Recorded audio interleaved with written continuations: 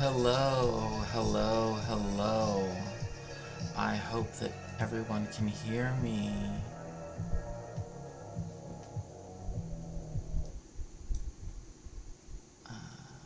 Let's see here. It is now officially noon here in California, of all places, if you would believe it. Hello everyone. I'm so glad that for the people that are joining us right now. I know that at first the microphone was off, but again, I've been having issues with sound. Like, I put in my headphones today to see if that would allow me to mute the microphone. So like when I have to leave the room, I don't have to leave on the microphone. Didn't work out very well. Just wasn't working for me. But it's I'm here. That's all that matters. For today, I wanted to do a bit of a co-working stream because I do want to get some work done, but I obviously, typically, we do some co-working for a little bit, but usually I chat anyway. So, because I'm used to working, and like when I go to coffee shops, for example. Well, I go to coffee shops, right? So there's lots of but I still do a lot of reading there, right, and a lot of writing as well. So I'm not one of those people that can only work in absolute silence. Although that's totally valid if you do, right? Like, I mean, I can work in both environments, but I actually knew some people that when they were writing their dissertations, they literally stayed in a monastery. This was in Michigan, though. I don't know which monastery, because there's like 100,000 of them in Michigan, because there's a lot of Catholics in Michigan. But they stayed in a monastery to write their dissertation. For me, I literally went to coffee shops to write each chapter, and then they did the edits at home. Like when my committee would say, like, oh, edit this or edit that. That's how I did it. But everybody's different. Everybody has their own way of writing and stuff. And I think that that's one thing people have to also kind of accept too, that like we're not all the same. Like, we don't all write the same. We don't all, because like sometimes there's this big push, and I understand this push for when it comes to academic writing, conciseness. But sometimes it's like you can chop something down too much, right? You can pare it down so much that, yeah, it's concise, but there's no reason for it to be so narrow, right? So narrowed down. However, conciseness is key, of course, when it comes to academic writing. You don't want to write like Hegel or like Foucault or whatever. Although Foucault isn't that unintelligible as people like to make it seem, but I see what they're talking about.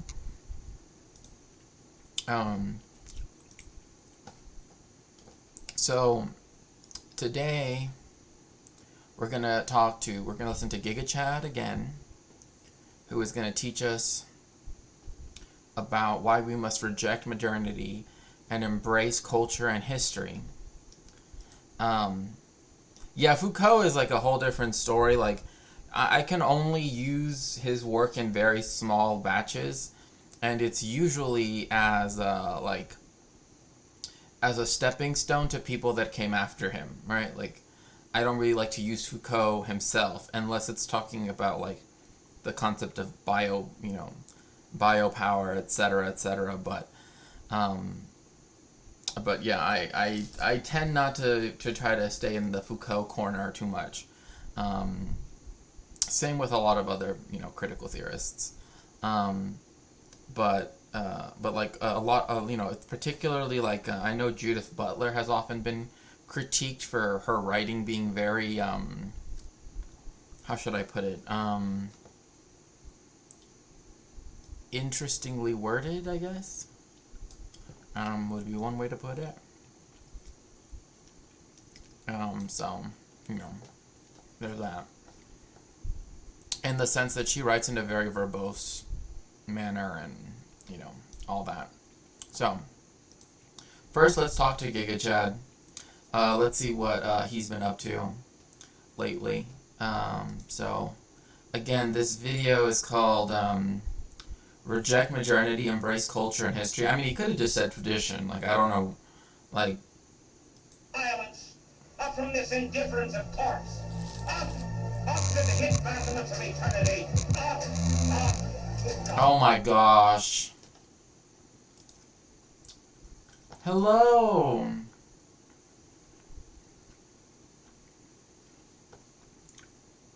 Oh, let me see.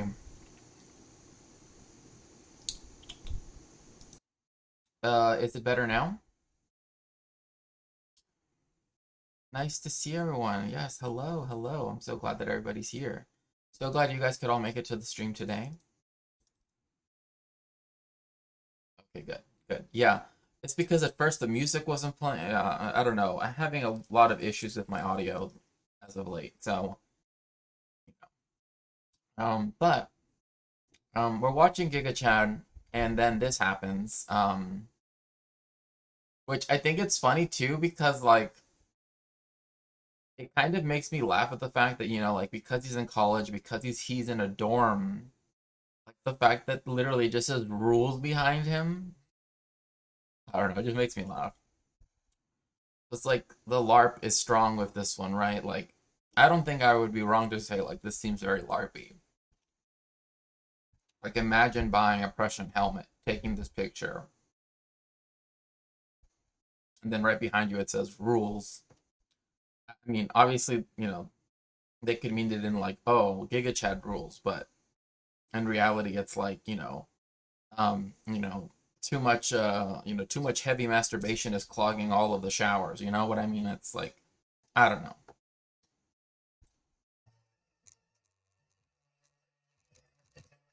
He finally mixed the sound better.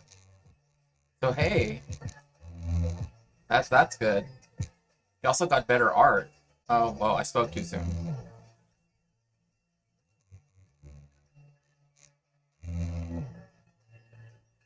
I know, yeah. This is very Christocentric. Like I've never seen so many images of Christ in one. I guess because it's gonna be Easter, right?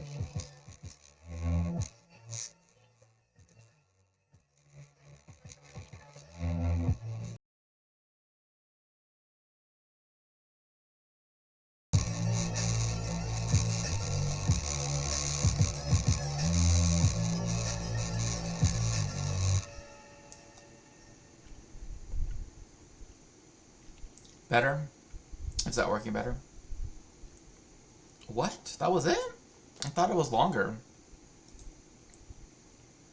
Yeah, it was just a minute and 7 seconds. I thought, oh, he's just gonna talk for something short. Oh, never mind then. I thought it was actually gonna be a talking video.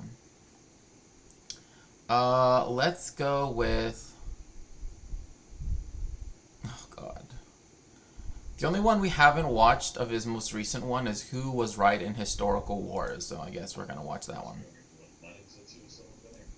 Welcome back to Bias History. Oh, spoke too soon about the mixing of music.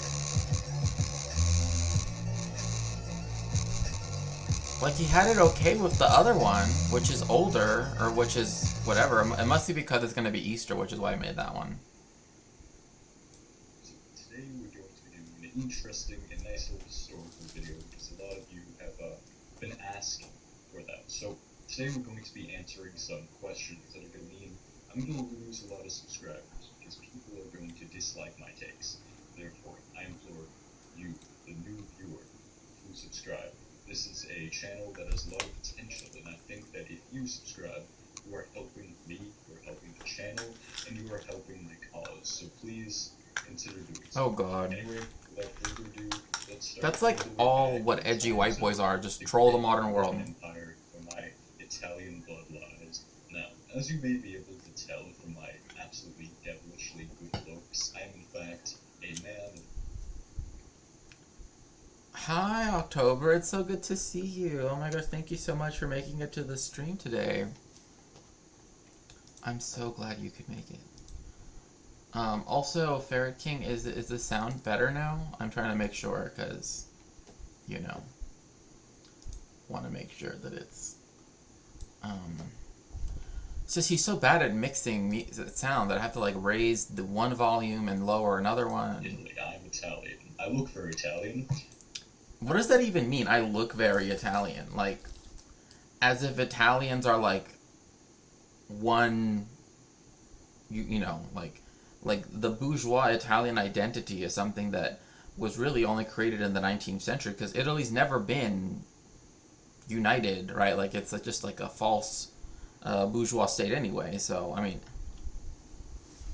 And, like, to claim direct descendancy from the Romans when you're not from one Rome in particular is a thing that, again, doesn't mean anything, because unless you're part of the Latini, right, the people that lived in Lazio, which is Lazio in Italy now, that lived in Rome, you're not a Roman. So, like, being a Roman citizen and living in the Roman Empire doesn't make you a Roman. Like, does that make sense? Like, that's the thing a lot of people will, like, try to, like, well, you know, because France was in the Roman Empire, therefore I'm Roman. Like, no, that's not how that works. Like, let alone talking about bloodlines, which I don't even want to get into blood quantum right now. I act very Italian. I speak with my hands and whatnot. So... Oh, I act very Italian because I speak with my hands. Bro, like, all people speak, but, like, most people speak with their hands. Like, what are you talking about? Like, I've never, you know, like there are some stereotypical things, but, like, hi, Sarah, it's so good to see you. Thank you so much for making it to the stream today. Sarah, I have a question. In Peru, do people talk with their hands?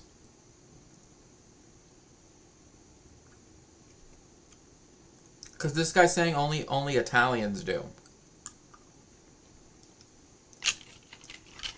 Or he's suggesting that anyway. Anything with Rome, you would imagine that you would already know who I would support, right? Rome, of course. It's funny too because, like, most of these pictures, like, they all look the same, like, literally the same face. Like, just look at it. Like, this guy looks just like this guy. Because there's actually, like, a side of Twitter that, like, some archaeologists, some historians, sometimes they'll try to keep tabs on them, because what they do is that, like, they do recreations of, oh, a Scythian man in the 4th century BC, well, you know, whatever, all that crap. And they always make them look like someone, you know, from, like, the, you know, like a white guy from, like, the Chicago suburbs, right? It's like they cannot help themselves trying to recreate the past in their own image. And it's funny, too, because, like, sometimes they're, like, racist against, well, they're always racist, but they're racist against the people that live in the area that they claim to be using as the example, but then they make them, like, all have blonde hair and blue eyes, and it's like, blonde hair and blue eyes, like, we can measure, one, it's not unique to Europe, there's just a particular prevalence that most people have said is due to the high amount of incest, I guess, is just to put it bluntly, that was acceptable within certain cultures in Europe. But at the end of the day, they always try to make them look blonde, really muscular, as if they had gyms back then. Like, the fact that the Greeks painted people, or rather, like, in their statues, the reason why they're hairless, the reason why they're, except for maybe beards or whatever, like, the reason why they look the way they do is because they're, like, the whole point is they're representing the gods. So they're representing them as not human, right? Like, that's the whole point, is that, like, when you look at those statues, which, again, are, you know, literally whitewashed, because you don't see how it was painted, people get the false impression that it's like, oh, this was the ideal male. It's like, no, they saw those things as something that like the gods embodied, right? So it's weird how British nationalists and fascists are making YT channels like this. Yeah, it has become generic, and it's just like, and this dude is like, you know, oh, I'm Anglo-Italian, I'm gonna be over here, right? But he's from America, and he's like some legacy kid who got into college to study history, British military history, from what we've gathered here, and like in essence, everything is just like he wishes he could be like an English country, you know, landed aristocracy gentleman back in the 18th century, but he also wants to be a reactionary Catholic, and it's like you can't be both. Like you can't be like, oh, you know, rule Britannia, and also be against the act of supremacy, right? When it comes to the Church of England, it's like you can't be one and not the other, you know. Because you know, my home city was actually a Roman settlement in Italy, and what does that even? A Roman settlement. Well, the Romans lived in Italy. I mean, I guess you can be like, oh, in the lands, but this would have been like thousands, like 2,200 years ago. Like, it just... You know me, I love great empires, and Rome is my second favorite empire. Of course I would support Rome. However, this is where the... Also the fact that people still think that the Roman Empire and, say, the British Empire, that you can equate those two. All empires are bad, but the people that try to act like all empires in history are equal to one another is just mind-boggling for me. Like, it's just, like, no. Like, it's so easy. Like, for one, it's like Rome was a slave society. Britain, you know, started off when it was the beginning of capitalism, and you had class society, and you had chattel slavery, blah, blah, blah, which is completely different from the form of slavery that existed in Rome, etc., etc. So, but saying it's a Roman settlement, I mean, I don't even know what that means. Like, the nuance comes in, because Rome had a lot of enemies, but only one really stood out as the greatest enemy of Rome. The number one enemy of Rome, a man who from the age of 9 had made an oath to destroy Rome. Yet did he? No, because Rome stands supreme. oh god. Hannibal. We all know I'm talking about Hannibal, the man that brought the elephants over the Alps and spent 15 years screwing around the Roman Empire, just to mess up their economy and cause some damage because he was so angry that his father had lost Carthage, the First Punic War. Essentially what happened is that Hannibal was able to, like, fight all over Italy. The only thing is that he never sacked Rome. I mean, which could have been for multiple reasons. Some historians say that Hannibal was trying to starve Rome by destroying all of the neighboring areas, so that way Rome would be essentially under siege, and that all of its armies would be occupied fighting the Carthaginians outside of Rome, so thus leaving Rome, like, intact, so to speak, when, yeah, these people don't even recognize class society. And also, like, they also look at legend and think that it's, like, reality, right? It's like, we only know, I mean, and then the Romans, like, completely went and destroyed, you know, all of Carthaginian civilization, right? Which, you know, is kind of like, okay, that, you know, we see, like, they didn't want anything to be left there that was there prior, right? Which is why you don't really see any, like, Carthaginian ruins or anything. You see lots of Roman ruins, but you don't see anything that was built by the Carthaginians for the most part. But, you know, again, it goes back to this, like, society back then is not like society now. Like, if your dad tells you promise me that you're going to destroy Rome, that doesn't mean anything. Like, same thing back then. Like, the only reason why Hannibal was able to do anything was because he was the emperor of Carthage, right? Like, that's it. So the Second Punic War is fascinating. It is, if you have not done your research on it, you really should. It is one of, if not I don't believe this person has done research on it. the most influential war in the entirety of ancient history, and even history itself. It's a thing that's What does that even? Rome as What? a primary Mediterranean power, and if they had lost the Second Punic War, we would never know the Roman Empire, and we would probably be still living in grass huts. So you can thank Skip. What? What? Oh god. Oh god. This is literally exactly what Matt Walsh was trying to get at. I think Polly went over it, where essentially Matt Walsh was saying, well, if it wasn't for, I forget what it was. Like, if it wasn't for, was it slavery? Like, chattel slavery in the United States, like, you wouldn't be here, right? Like, this is this is a stupid argument, this, like, oh, had the Carthaginians, which had their own society, their own, architecture and everything, it's not like, people in the Mediterranean didn't already have, right? In fact, we know we know that this is not true, because the first civilization was in the Fertile Crescent. I know, but remember, this is a person studying history. This is the worst part. Is this is a person who will one day try to be like Vosh in claiming, oh, I'm a sociologist, but in this case, saying they're a historian, right? Even though this is way out of their area of expertise, that they're British military 18th century.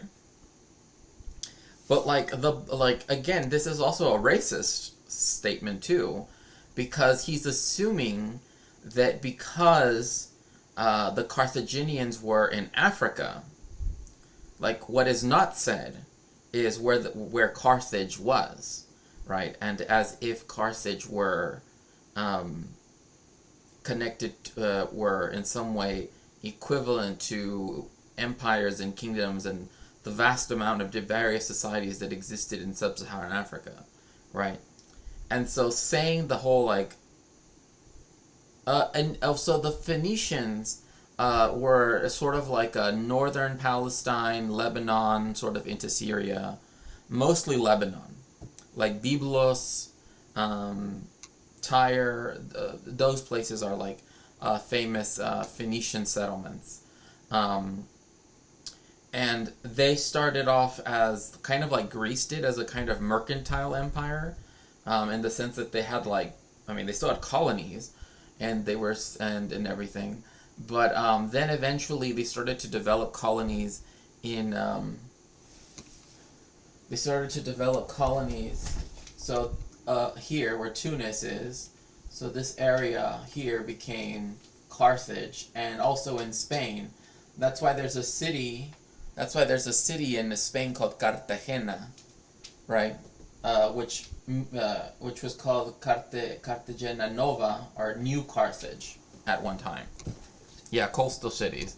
But when it came to this northern part of Africa, in the Maghreb, that was where they had more population, and also had expanded into the hinterland, intermixed with the indigenous peoples, etc., etc. So, but again, like the whole thing that he just said, like, otherwise it would be in grass huts. I mean, that doesn't make any sense. Like, Carthaginians already had multi-story housing. It's like, it's part of this whole thing where, like, people act as if it wasn't for the Roman Empire, supposedly bringing peace to all the Mediterranean, quote unquote, right, with the Pax Romana, that somehow there wouldn't have been some other empire or some other way that we would have gotten similar conclusions, right? But this is like Matt Walsh's argument when it comes to chattel slavery. Like, oh, well, chattel slavery was bad, but if it wasn't for that, you wouldn't be here. And aren't you glad that you're, it's just this really weird argument that, like, it, I mean, we already know that Giga Chad is racist. But, like, it's not, I mean, he doesn't mind being called racist. But just the image that he's trying to portray, like, oh, because it's an empire in Africa, right, on the African continent, that means it equals grass huts. Like, Few Afrikaners for that. He was quite a nice guy for letting us have these modern amenities. I would think. Oh, God. That notes me. I think I would be. Okay, that is so fucking cringe. Okay, look, I have no problem with people having confidence, but this is just like beyond confidence. This is like pure arrogance and pure vanity. Like, like, imagine having some. I mean, I don't know if he did the art. He's never mentioned but like, let's say that was a fan, right? Let's say that was fan art. Imagine drawing him and, like, whatever. And the worst thing is he's wearing a tank top too, because I've never seen him wear a tank top. Like, I feel like he would be like, oh, like, tank tops are, like, degenerate or something. I don't know, but I'm guessing he does wear tank tops, I suppose. I mean, most young dudes tend to anyway, but or most people in general tend to wear. I like, personally, I don't, because I feel very self-conscious and don't think I look good in them anyway.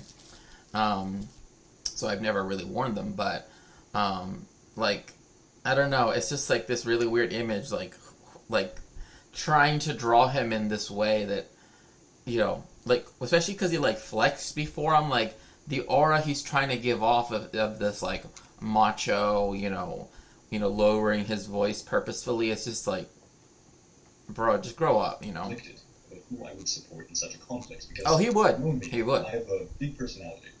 I'm a big fan of the great emperors of history, the great military leaders. See, probably went over this yesterday. That, like, when you would teach history, and it's the same thing, even in college. Like, when I'm teaching history, like, if I'm going over something like, talking about the Mexican-American War, there are some people who focus on the war, as opposed to focusing on the illegality of the war, or the consequences of the war, or what the war meant for, the United States as, on the global stage, as it was showing itself to be an up-and-coming empire, etc. Because essentially, I mean, like, again, people need to think this, like, in this way. Like, people rightly see Hawaii as a colony, Alaska as a colony, but they don't see California, New Mexico, Texas as a colony. And one reason why is because, of course, the Anglo, Euro settlers became the majority. And that was a condition for them having statehood. But anyway, oops, here we go. But, I don't know, there's just something about that, like, it's more that great man history that just, like, that most of it isn't even true. It's just anecdotes or famous little stories told here, and especially of the ancients, like. Because I aspire to be one. So, Hannibal. Okay, sorry, but to pause again. But, okay, so last time he said he wanted to be a great political leader. Now he's saying he wants to be a great military leader. I don't know, people. I don't know. I'm getting weird vibes from Giga Chad. Hannibal is a fascinating man. Hannibal is a man so committed to one cause of being Hannibal. He's literally just using video game footage. He was just committed to one cause. Yeah, because it wasn't like the Romans would have attacked him anyway. Like Rome would have taken over Carthage anyway in its multiple conquests. I mean, it eventually took over Egypt. Like, this belief that, oh, well, Rome would do, like, I don't understand this weird, like, thought that the United States and other imperialist powers are, like, noble, right, in their conquests, right? Like, oh, they would never, like they would never cross X line, right? And it's like, no. They don't even think there is a line, right? Like that's something that hogs like to tell themselves, right?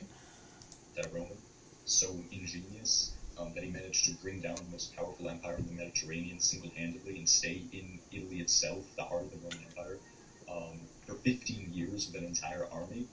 And if Carthage had given him proper support, I think he could have won. So this is where my conflict. But if Carthage had given him decent support, the reason why Hannibal had to go the way that he went was because his father and him kept the treaties from the First Punic War, which said that the Carthaginians could not have a substantial navy. So literally, because the Carthaginians followed the treaty, that's one reason why Hannibal was not as successful as he could have been. Whereas the Romans broke the treaty immediately for the most part. Like, they didn't care. Like lies. Is it the one great man that I would support, or the great empire I would support? And here, but you just said, like, oh, we need to thank Scipio Africanus, because otherwise we would live in... Also, like, who is this we? You know? Like, I always hate when they say we, when, again, it's like, I mean, he said his audience is cis white het dudes, you know, right-wing dudes. But even then, like, what do you mean we? Like, what, like, you know, it's like when they use that and that, like, they try to say, oh, otherwise you would have ended up as blank. It's always like, what, like, how? Like, what do you mean, right? Like, there's no logical consistency, which, I mean, I shouldn't expect any, but I stick with what you must have originally thought. I stick with Rome, Scipio Africanus, and the great. Well, it wasn't an empire. It was actually the Senate had power then because they just kicked out the king like a few centuries earlier. So why would I support Rome? Why would I turn against Hannibal? Why would I do such a thing that's against my whole personality? Well, we have to understand one thing. Let's imagine that me, Ezio Sambeni, was a little ruler of a small Italian, like a little Italian chieftain. And the Romans had, I had to pay tribute to the Romans. I was part of the Roman Empire. However, I still had my influence in my area. And so if Hannibal had come to Italy and started screwing around and wanted me to side with him, I would say no. Now, why would I say no? This is what Hannibal expected. Hannibal expected the Roman chief, the Italian chieftains to side with him because he thought, they hated the Roman Empire. We have to understand the Roman Empire was Italian, like, because the people in the Roman Empire overall liked it. Why? Law and order. Law and order, and it kept things centralized. It kept things stable. Oh my gosh, like, Law and Order? Like, are we talking about SVU or something? Because the only crime that's being committed is your very horrible interpretation of history. Like the belief that, like, oh well, I mean, it kind of makes me think of that, like, I guess the Jordan Peterson way of thinking. That's like the Carthaginians are the dragons of chaos, and the Romans are the warriors of Apollonian, all that shit. And it's just like centralized. Well, you just said it was the Republic. We know that the Republic became the Empire, so it must have not been that great, right? Like, oh my gosh, thank you so much for the raid, Cryptid Mage. I appreciate it so much. Thank you so much, Raiders. Thank you so much. Right now we're talking about Giga Chad. So you came at the perfect time.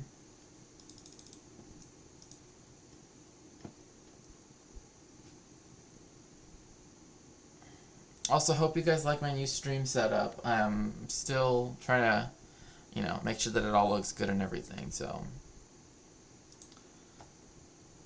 And also, I'm Shakespeare. Please make sure to follow, and if you would like to subscribe, I work with cultural history, cultural studies, and usually talk about stuff like history and about just other things related to that culture, particularly Jewish history, Mexican history, and Chicanx history, stuff like that. Oh yeah. And if you know me, I mean, he literally just said that he legit said that had the Romans not completely destroyed the civilization of the Carthaginians, we would be living in grass huts. I'm not even joking when he said that. He literally said that. So stability is one of my big passions because I'm a monarchist. That's one of the reasons I'm a monarchist. Oh my stability gosh. so much.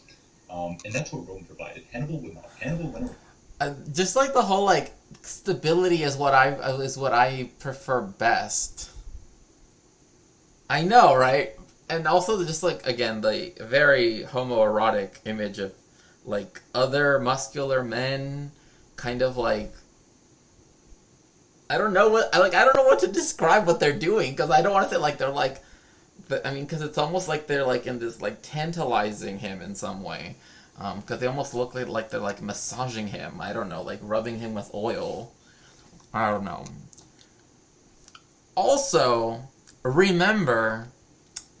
Oh yeah, you weren't here for this Cryptid Mage. He legit flexed and also showed fan art.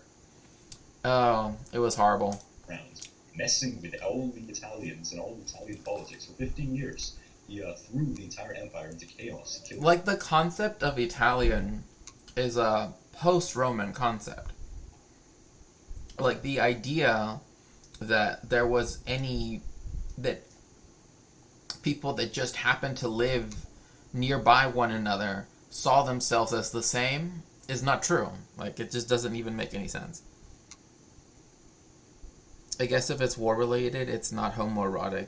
Oh, hi, Yokio. It's so good to see you. Thank you so much for making it to the stream today. And yes, this is the Chad. Tens of thousands, over 100,000 Romans. I mean, at Cannae, individually, he killed, between 50,000 and 80,000 Roman soldiers? That's a massive chunk of population. So here, I would have to say, this is the final ruling. Everyone has to agree with me on this. This is the big thing. And so, the Second Punic War... Everyone has to agree with me on this? Okay.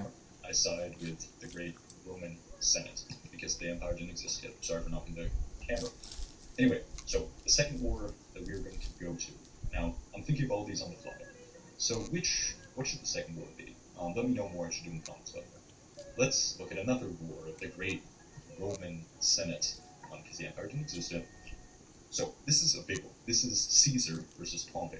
So, this is a complicated one, because this, again, brings me into the kind of the same conflict I was in before. I know, right? But there's a big difference, so let's The memes will destroy the card. Pompey was leading the armies of the Senate, who wanted to keep the Senate in power and kick out Caesar. Caesar wanted power.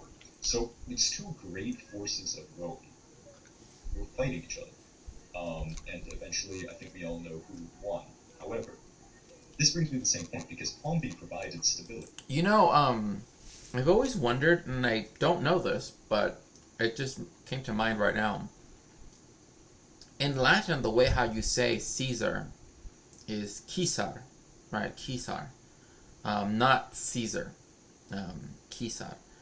And I've always wondered if when people say you old geezer, if it's a reference to Julius Caesar, right? I don't know. I don't know why, because usually in language, C's and G's, because one is the voiced, one is the unvoiced, tend to switch. So to use that as an insult, like you old geezer, or in this case, geezer, but again, that's just the fact that they sound alike, but I don't know. The Senate had ruled Rome for so long. So Pompey was what you would think of as a stable choice. So judging by my last one, you might think, oh, it's the teaser for Caesar, yeah. But Caesar was such a great man, such a genius, that he could rule the empire better than the Senate ever could, and he would build the empire. I should stop saying empire, but you know what I mean. So this fundamental difference between the two. I like how literally accepting the first. Also, that's not a thing of Caesar, because they wouldn't have had crosses. And also, Romans, when they crucified people, they crucified them like this, on an X, not on a on a T because it would be unstable and literally you could make it fall off and then run away. I mean, you could escape from it. I mean, it would be painful, but compared to death, technically speaking, if they did do the T one, it would be easier for it to be knocked down, and that's why the X was what was done when they actually crucified people. So I don't know what the angels are doing here, or if this is supposed to be Caesar. I believe this is supposed to be actually Constantine, but yeah, I believe it's Constantine. But again, also they didn't use the crosses like that. Like all of the story about the battle that is described. I can't remember which battle it is. Literally, there is no historical writing about hoc insigno vinces. That literally never came into the historical record until, like, I remember after Constantine died. So even Constantine didn't say that he saw the sign of the anyway. But but this is like literally accepting like third grade history. Like, oh yeah, Caesar was the guy that like did all of this stuff. Like it's very like it's too boiled down that I'm like, why? It brings us to the question of who I would side with, because it's such a fundamental difference, similar to the last one. And in this, yeah. Caesar. Now, why would I support? It's me, Shadex. What are you watching? We're watching Giga Chad right now. And thank you so much, for chatting for the first time. It's me, Shadex. I mean, if Jesus would have, if all the events described in the New Testament are to be believed, then yes, they would have been on an X, because they never use the T. Like, there is no historical evidence of them ever using the T, like, across like that. In fact, the word, in fact, in English, we still use this, right? Like, if you've ever driven in the U.S., yeah, Roman history.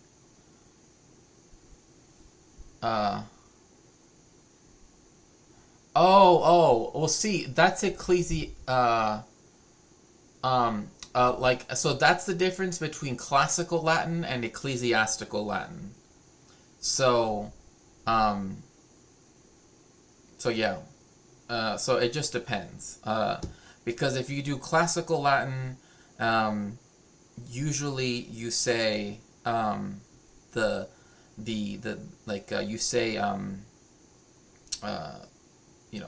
vinces, whatever.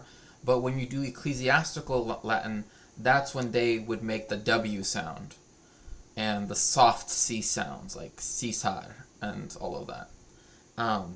Especially because the language was already, this is when like the old, right, as we know, like old German, old French, old Spanish, like it's at this time that the letters begin, in the Latin alphabet, begin to be used in a new way.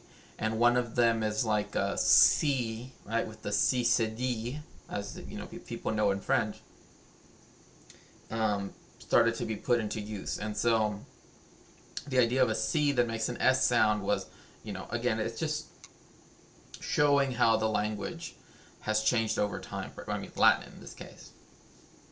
But if you're using the classical stuff, it would have been, and we know this is the case because in other ancient languages that borrow directly from Latin, right? Their way of pronouncing what Caesar is, right, is Kaiser, like in Hebrew. It's Kaiseria, the city that's on the coast, right? And then also in German, Kaiser, right? Like that's why we know that was the case in the classical period when they started to take in those words as loan words.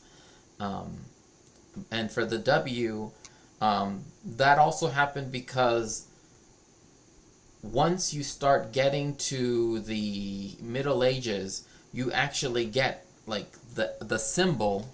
Because remember, before V and U, right, were which are different now.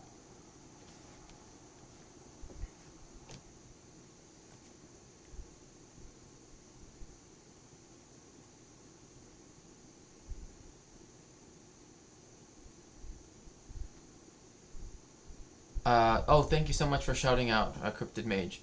Um, I would not. I would be hesitant to believe Tacitus himself, because again, we have historical evidence from other crucifixions that occurred at the time in Syria, Palestina, that were done on X crucifixes. Um, but again, I don't think that that's really like what's the point, right? Because whether they did the X or the T, all that matters is that it's the Romans that did crucifixion, right? Like Jews didn't do crucifixion, which is the important part, right? Like we know, especially because it's Passover, we know that the supposed trial of Jesus by the Sanhedrin couldn't have taken place, for example. Why? Because it would have been like the Last Supper is a Passover Seder. So if they had the the crux commissa and the crux simplex. Yes, you're right. No, you're right. Um, and so like we know for Jesus that the Last Supper is a Passover Seder. Hence why there's bread and wine, because as we're going to go over in a little bit, we're going to go over what is Passover. Yes, and then there's also the fact that there are other stories that talk about what we would say, I guess, the historical version of Jesus that say that he was hanged. He wasn't crucified at all. So, again, these are, like, it doesn't, like, I don't think to me that whether they did No. It's fine. I love going off on tangents. I'm just saying, like, from what and I have the book somewhere around here. It's the book. It's an academic book that specifies on going into each of the Gospels and trying to place them in that historical context. Is that like Pontius Pilate was known for doing the cross as an X because he thought it was simpler, like it was easier to do it that way. Like he cared about efficiency, I guess, is one way to think about it. But anyway, I mean, again, I think that's besides the point. Or Caesar and not Hannibal. Because Caesar had proven that he wanted Rome to be stable and he wanted Rome to be powerful. So he would bring that same stability and better stability than the Senate would. He would bring Rome more power, more prestige, a larger empire. Yeah, I'm not saying that's why I'm saying the historical Jesus. There are I don't want to get in depth into this conversation because I feel that is a whole separate thing. If you're part of my Discord, then perhaps we can talk. Perhaps you can suggest it, and I'll be much more willing to talk about it because I don't want to derail from the video. But I do understand what you're saying. Like I'm not trying to say and I'm not trying to do anything against. I think this. Oh, thank you so much, Yokio. Again, do you know what the first holy book was about? The first holy book in history, or the first holy book in the Jewish Bible or the Christian Bible, or which? Because that's a hard question to answer. If I don't know what you mean specific. Because again, I'm not saying that you're incorrect. I'm not. I hope that that's not how it's coming up. I'm just saying that like the complexity of the idea of the historical Jesus and trying to match him to the Jesus story that was that we know was written after the fact, like well past the one before the Torah. I mean, yeah, it probably would have been the ancient Sumer, because the Vedas came only. Yeah, the Vedas already came after there was already writing. So, whereas Sumer was when writing first came to be. So, Sumer would be the original. Than it would ever see without him. So I would definitely have to go with Caesar. He was one of, if not the greatest men in all of history, a man I aspire to be like. And yes, Why do they always want to be like Caesar? I mean, you know what I mean? It's like, yeah, he had a lot of successes, although we know that he lied about, like, he essentially, like, made himself sound much cooler than he actually was when he wrote, um, uh, the Gallic Wars, if I remember, something along those lines. Um, and, um, and essentially and it was part of this, like, oh, now all the Romans are all soy boys, and the Germanic tribes, they're all, like, hairy chested, blah blah blah, hyper masculine types, you know, um, but or that they were so loyal, or they were so fierce, they were the best fighters. But literally everyone he lists as being better than the supposed soy boy Romans were peoples that he completely, extirpated physically, right? Like, they no longer exist. But so that's part of the selling, the idea of Caesar to people. I would most definitely side with Caesar. Again, the true Italian choice. Now, let's move on. I'm going to jump really far into history because history is a funny thing.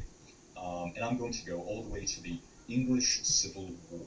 Now, the English Civil War, No. this is a wildly complicated conflict with a lot happening at once. It was pretty much chaos for a good decade. So I'm not going to go into all the detail, but what you really have to know is Charles I wanted to emulate the kind of European absolute monarchies. He wasn't really pushing for absolutism. He just wanted more power from Parliament, bringing England closer to absolutism. He disbanded Parliament for 11 years. He didn't want absolutism. He just wanted Parliament to let him have more power, like absolutism. That seems very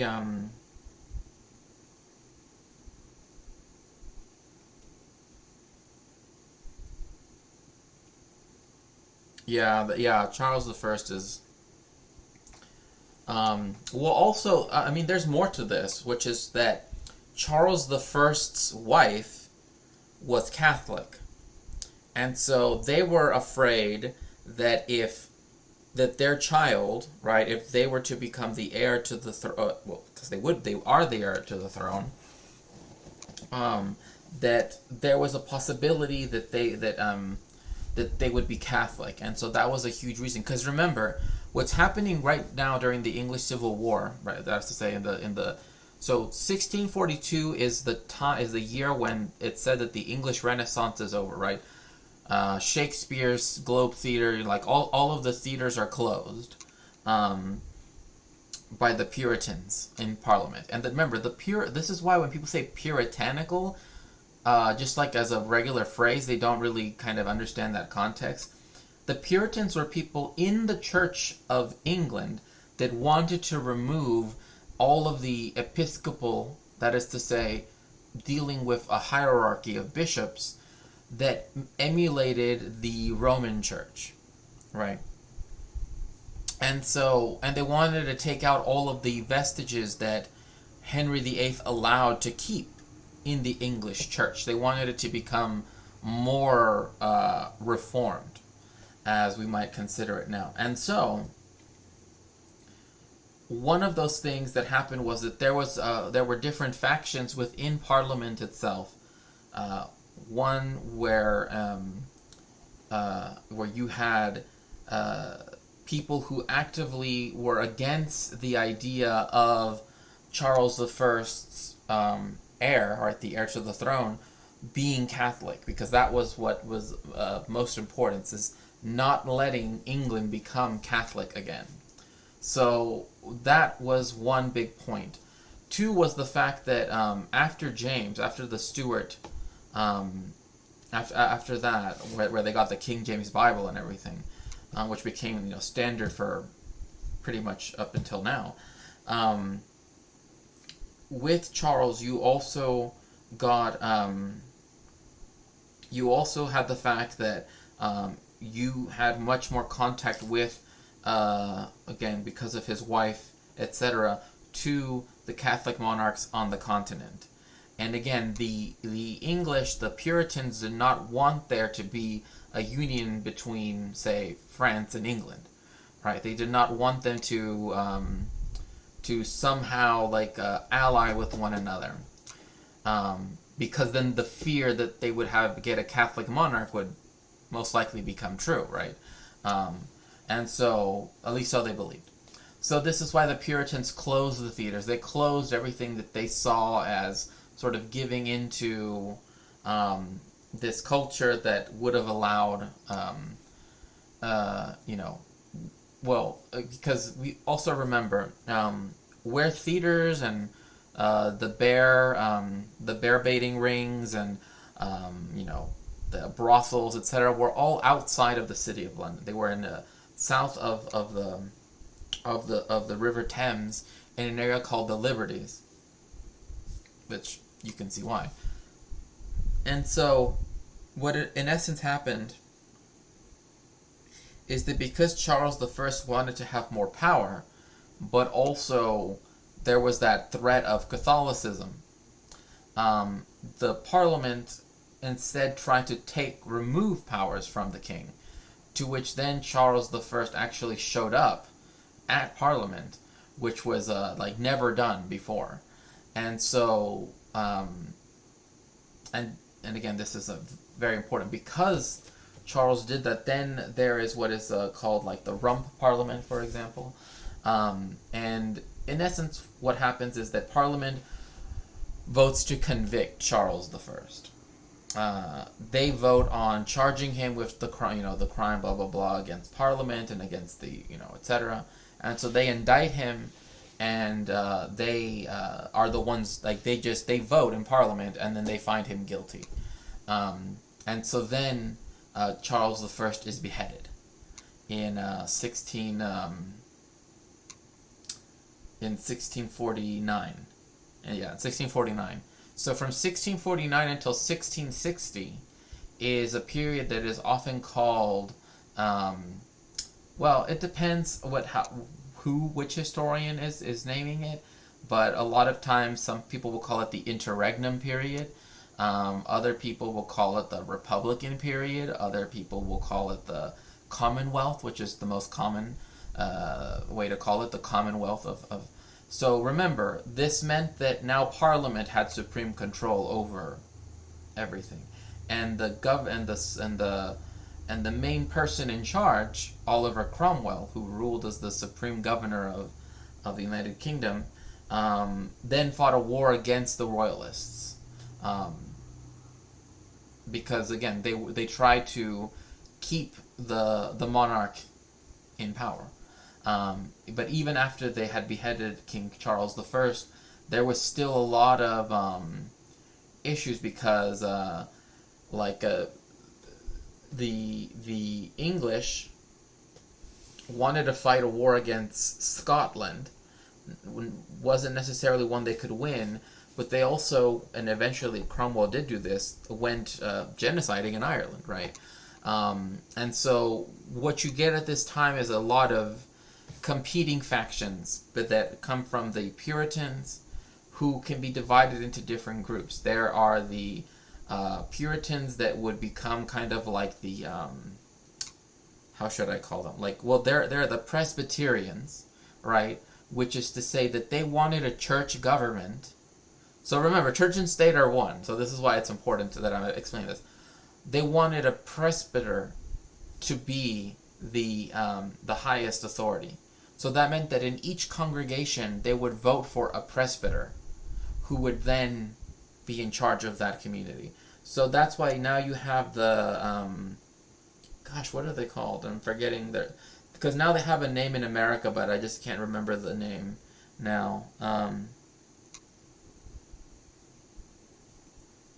And also, John Milton, the famous poet, writer of Paradise Lost, was the Latin secretary to, and what Latin secretary means is like the Secretary of State or the Foreign Minister, because before all business was done in Latin, right? So again, this is why after the Civil War was over, Milton was had to work kind of hard to get rehabilitated because of the fact that he was in the government of Cromwell. Okay, well, thank you so much. Thank you so much for joining us. No worries. Have a good night.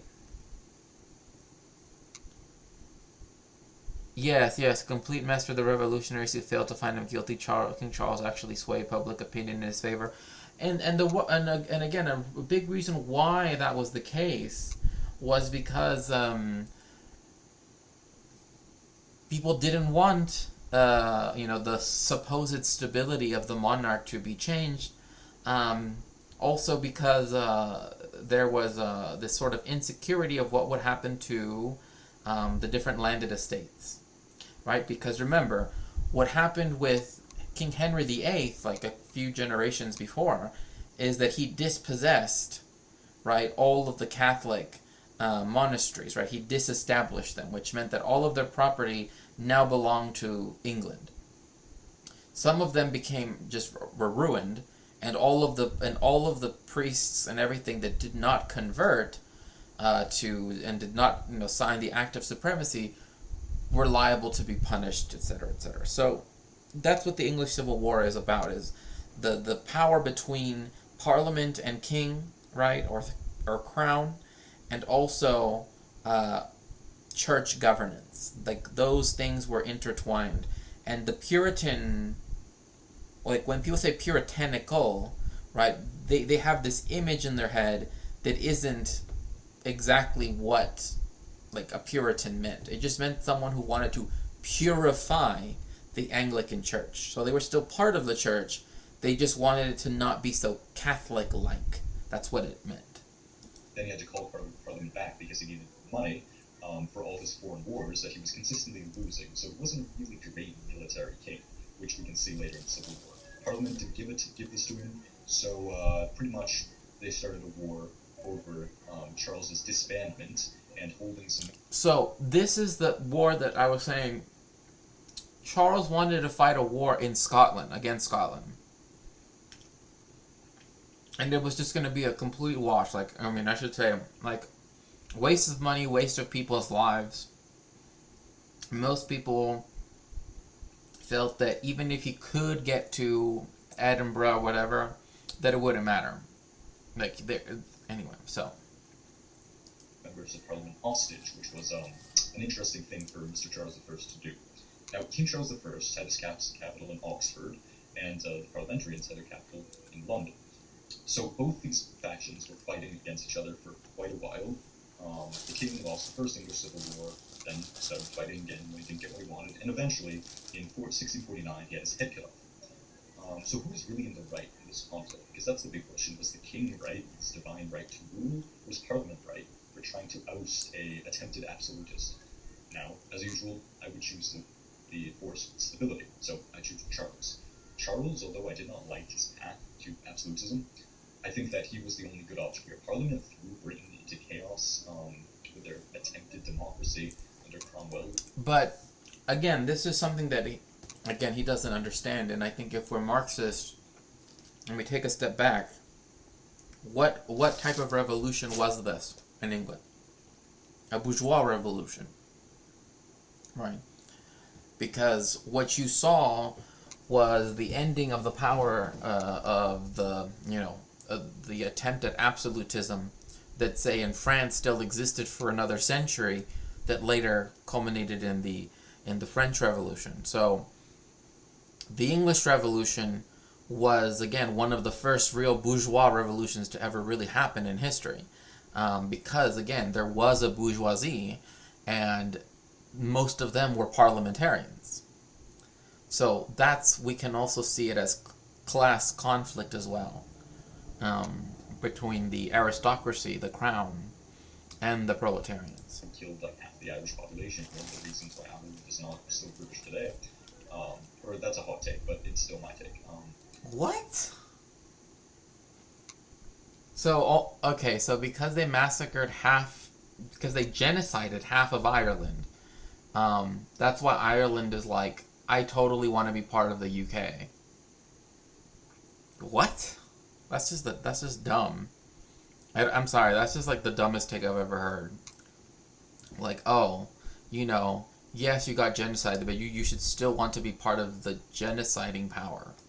Let's see, Charles, I find, simply would have kept Britain on a decent course, and then I feel like later on, Britain would have still managed to make the empire. The 18th century would still be wildly successful, and at the time, I would have been a vehement cavalier, because I use when Oh making God. zone again in my videos even, which is an English cavalier song. So, Charles I, side with glorious England, the monarchy. Now, here's another really big English one that I have to cover, which is, would I side with King William and the kings that would succeed him, or would I side with King James and the second, and would I support the Jacobites after him? And both of these can kind of be put into one. So this is both the original Jacobite rebellion, and then the other ones in 1715, 1719, and 1745. My answer is King William. Why King William?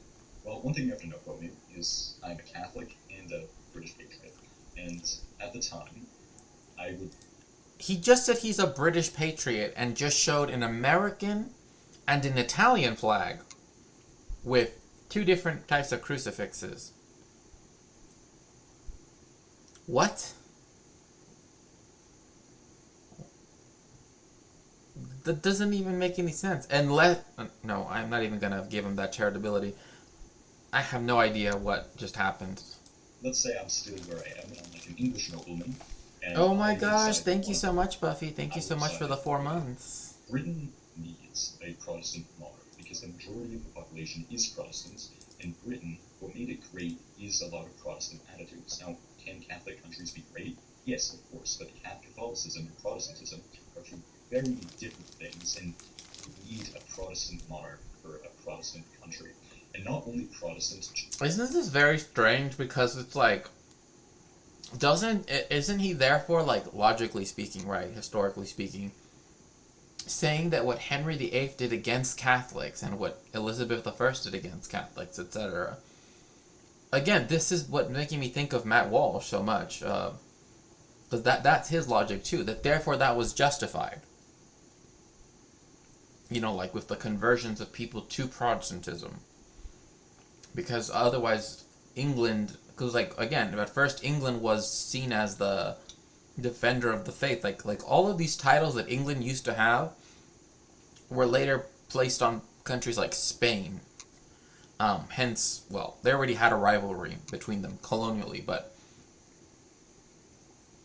in the church, like France is called the first daughter of the church, England the defender of the faith, right, etc., etc. So it's this really weird thing to say that, like, well, a Protestant nation needs a Protestant monarch, because then, like, by that logic, it would be, well, America is a majority Protestant country, therefore only Protestants should be able to be president, right? Like, that weird sectarianist way of thinking that doesn't make any sense, right? That's just dumb. James II, although he was a decent military commander in his early life, he really wanted to make Britain an absolute monarchy. He wanted to be the next Louis XIV. That's simply not what would have made Britain great. Britain had a smaller population, smaller military, smaller economy than France, so they could not be this great absolute power. What they had to do was rely on the British qualities of power. I mean, yes, they had a smaller economy, blah, blah, blah. But this is the problem with this trying to tie all these things together. England, as its own kingdom, is smaller than France and doesn't have, right, the same weather. It does not have the same. It does not have the same. It doesn't have a Mediterranean coast. It doesn't have, et cetera, et cetera, et cetera. So like just looking at it sheer numbers, right? Like just putting, well, England has 2 million people living in it, France has 5 million people living in it.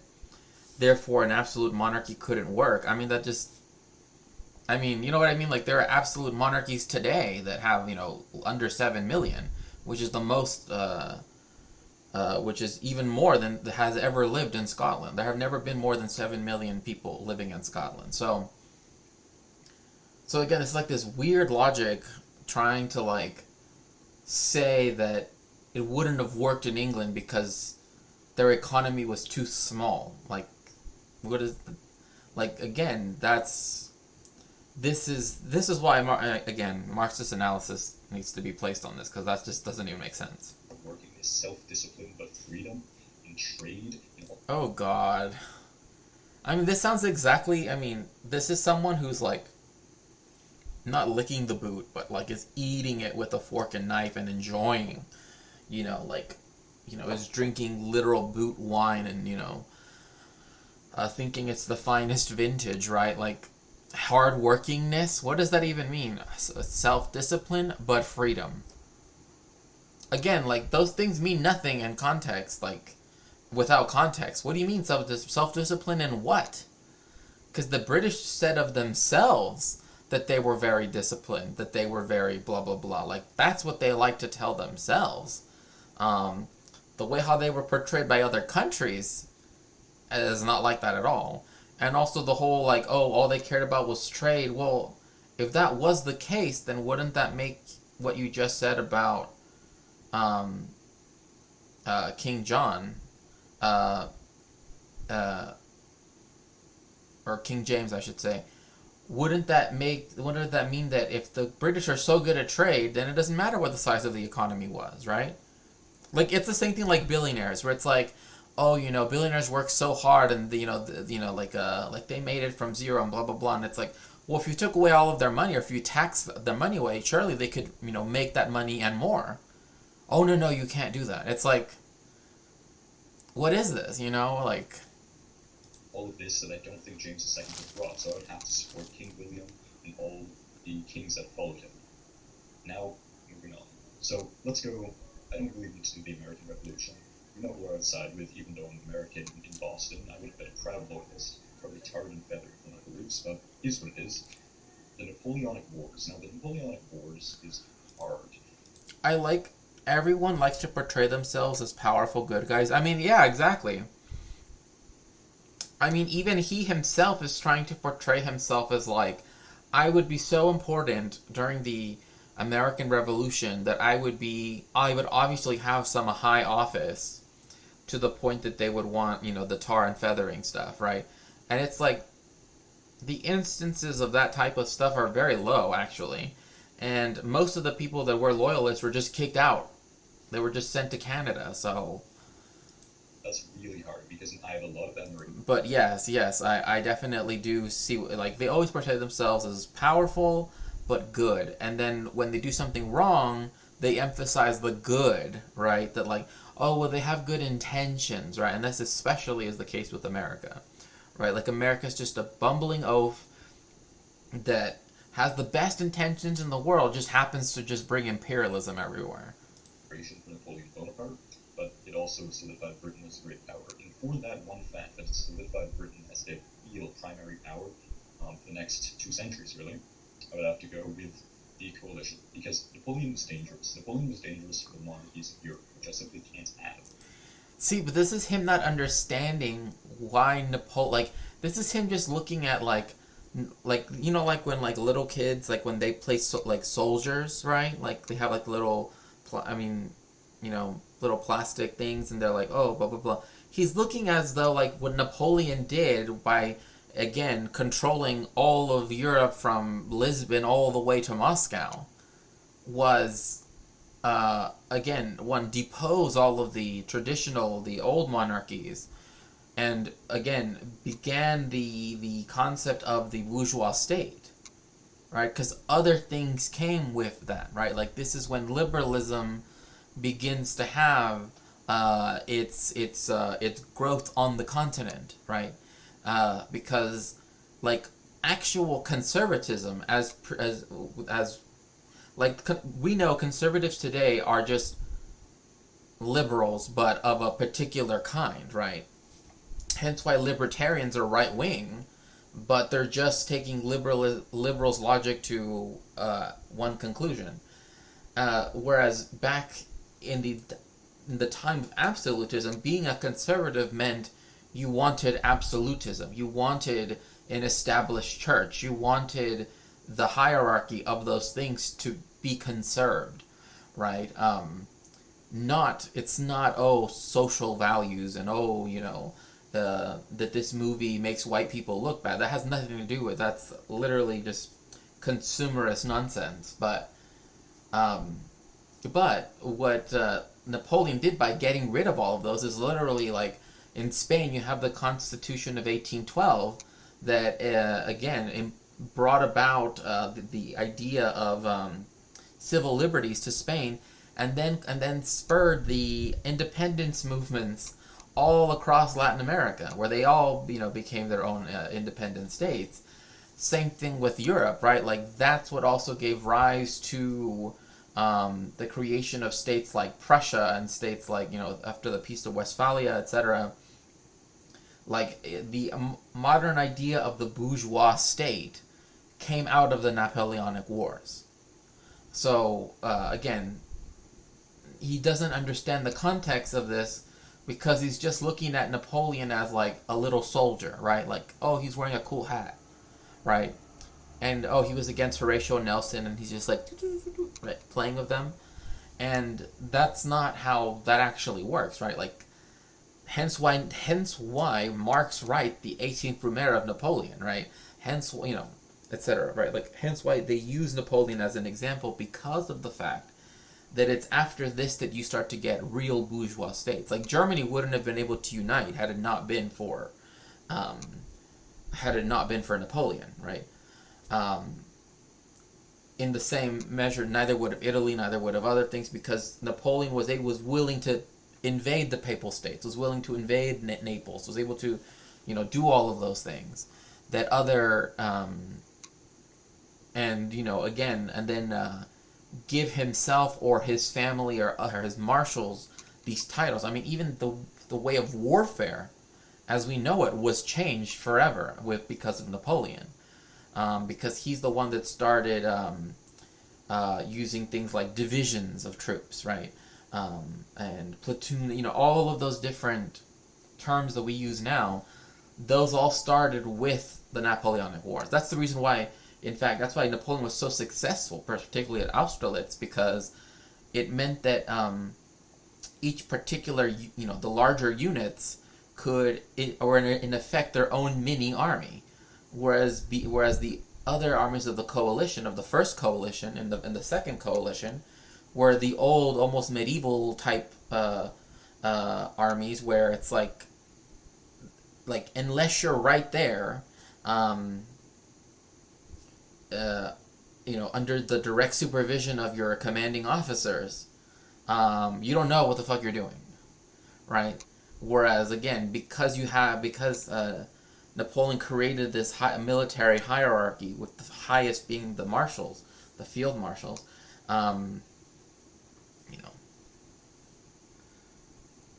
Oh, no, don't worry. You can definitely go to S4A. That's totally fine. Because although he was a great leader and an absolutist himself, he tried to spread these ideas of the French Revolution and those democratic attitudes that was far too early for that, and would have ruined the monarchies. And it did ruin a lot of monarchies. It ruined the French monarchy and ruined all the monarchies around it, so I would have to go with coalition.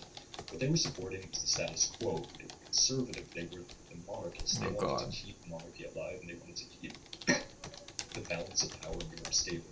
So although I've loved admiration for Napoleon, I would not side with him. But I understand why people would, and if I was in France, I definitely would have sided with him. So that's Napoleon, of course. Now, let's go to another difficult one, because this one's like World War II, that are very cut and dry. But let's look at two elements of the German rebuttal, which in fact looked very dashing in. So that's already 1 point to Germans. And I call British service gap. which is also Oh very weird. It just gosh, makes he's me such think of a some Irish rebellions, if you know what I mean. he's such And then also, I got this Britain's Wants You poster that I got in London. So yes, I am in fact the Anglo-Saxon politics man. oh my I gosh. Britain I just don't understand what gets into his head to was actually Britain, post though, this. because there is a theory that is very interesting that if Britain sided with Germany in the First World War, not the Second, in the First World War, they could have held on to their empire even after the Second World War. And they could have. There were negotiations and discussions in the late 19th century and early 20th century between Germany and France that could have led to a very powerful alliance. So if that happened, would I support the Germans? And do I think that Britain should have sided with the Germans in the First World War? Yes, I will say yes. I do think. This is very hard. This is so dumb. Should the British have gone again? Like again, this is please. Like I'm just saying. Look, I understand that I don't have a huge audience. I know I probably never will. But if I can just convince people to do one thing, besides obviously subscribing, etc., etc. It's like, please read Imperialism, the Highest Stage of Capitalism. Like, if you need a PDF of it, ask me. I will send it to you. Like, just read it, because this is such a dumb take right here, because it doesn't take into account imperialism, right? Which is always,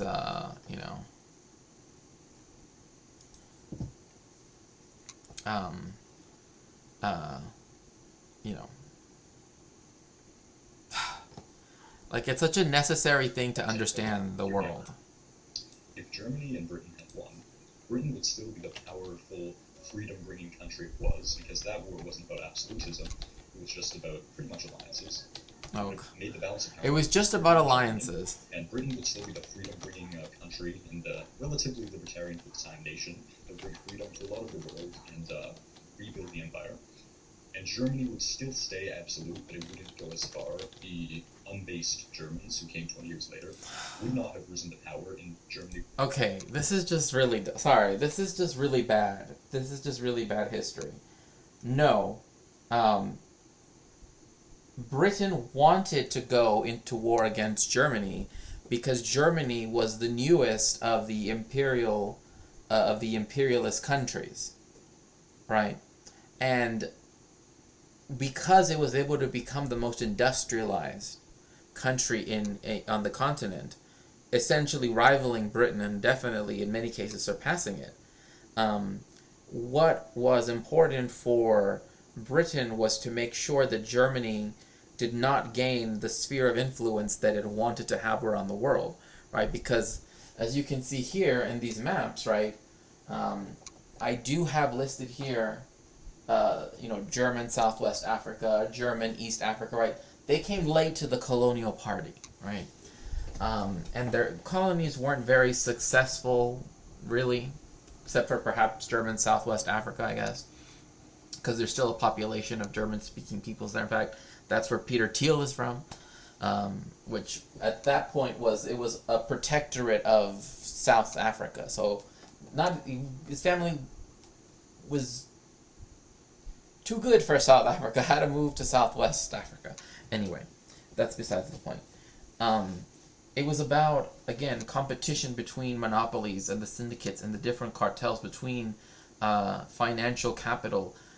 Like, there is so much background to what led up to the First World War that Lenin goes into in the book. I mean, even that is only summary, right? Because they were competing for influence, especially in the Middle East, right?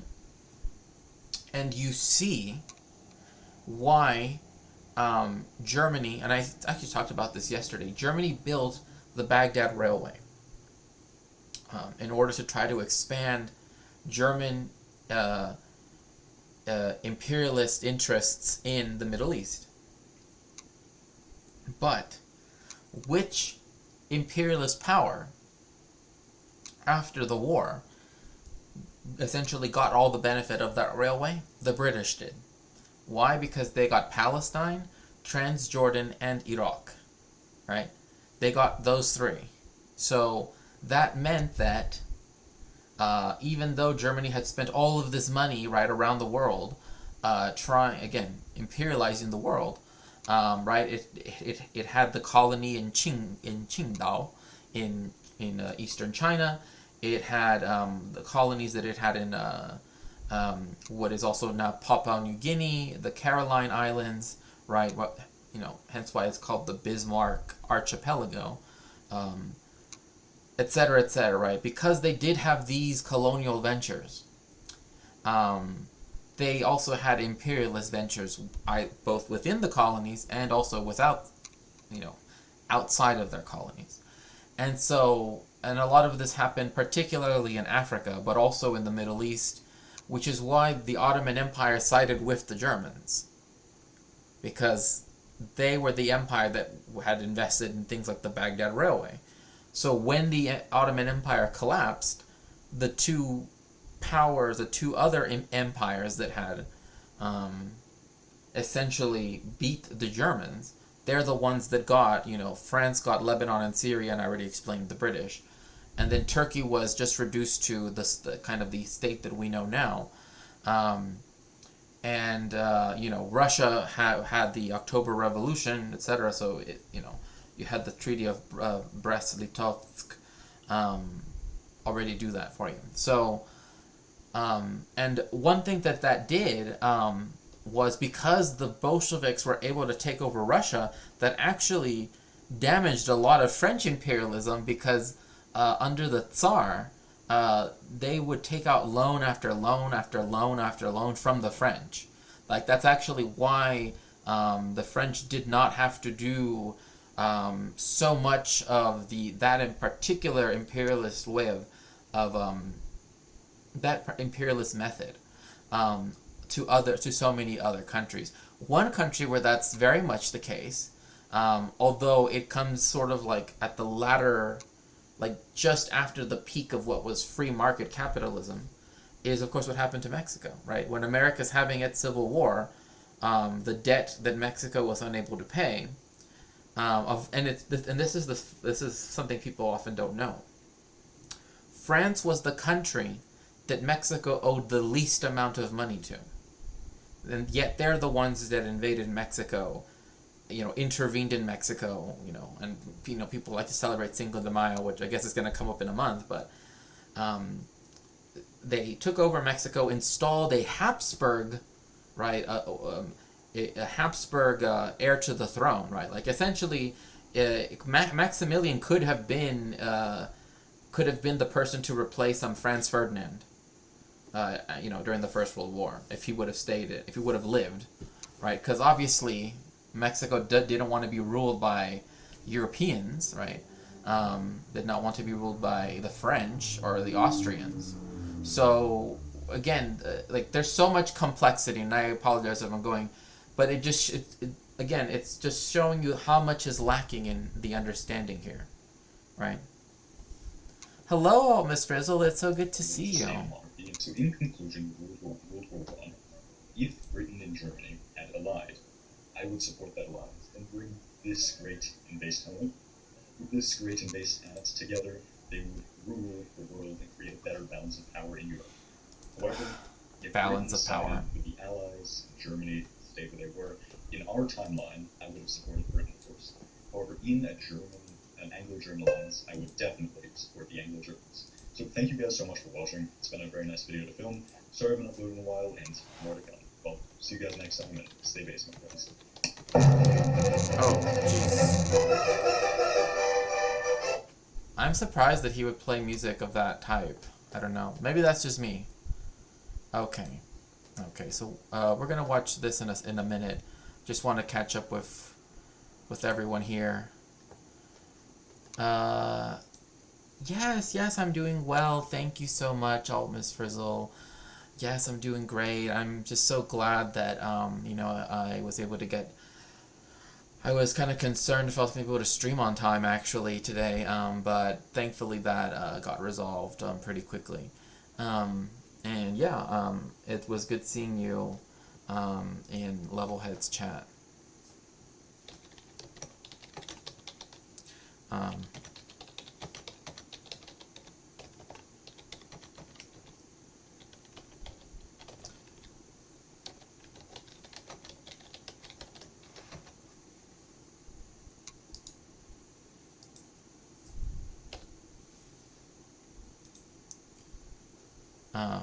But yeah. Um, so one thing is that so today, or tonight I should say, once the sun goes down, begins the holiday of Pesach, or Passover. Now, I know people might be familiar with the story, or at least the basic story, right? Um, if anyone, and I know I don't have a whole bunch of people, that might not necessarily that might be not necessarily religious, but like from what you know about like the biblical story of Moses and such, right? I guess I'll give you that hint.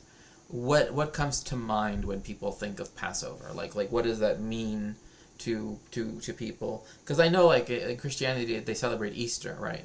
But obviously the story of Passover is important to that theology as well. So again, if you want to, if not, I can just go into my own little bit here.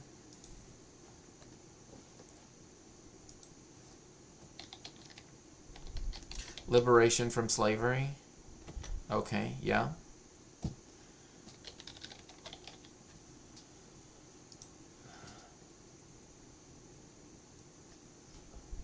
I really wish that they had. You know what I hate is that they have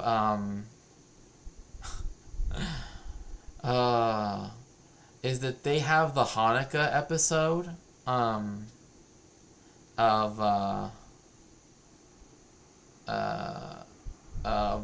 Rugrats. See, when I was growing up, for me, I grew up with Rugrats Passover. Yeah. I know. I know. But hey, it's what I grew up with, right? And yeah. Well, that's what I'm trying to go for. I think after watching Giga Chad kind of chud out for a little while, I was thinking there might be a little bit more levity in, with Rugrats, right? I'm just trying to find one that's like, I don't know, that's,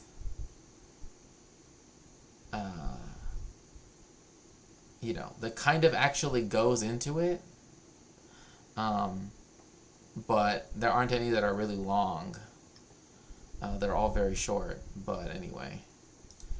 Okay, so I want to... Yeah, I was told that it was liberation from slavery once. I was much older. When I was younger, I would just be told the word Passover and never what it signified. Yeah, so, I mean, so getting into the specifics, I suppose, is what the Passover was, right? Was, of course, you had the 10 plagues that took hold of Egypt, right? You had the plague of blood, you had the et cetera, et cetera. And I would love to go much more in depth about how actually that story is fascinating.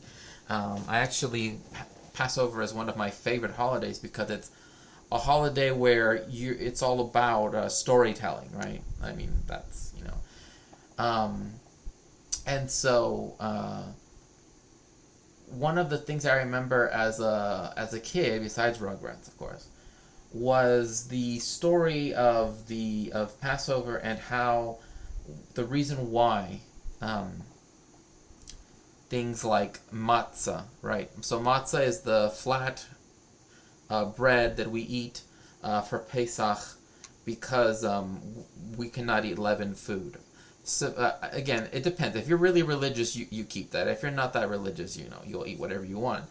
Some people will just go to a seder and just celebrate with the seder.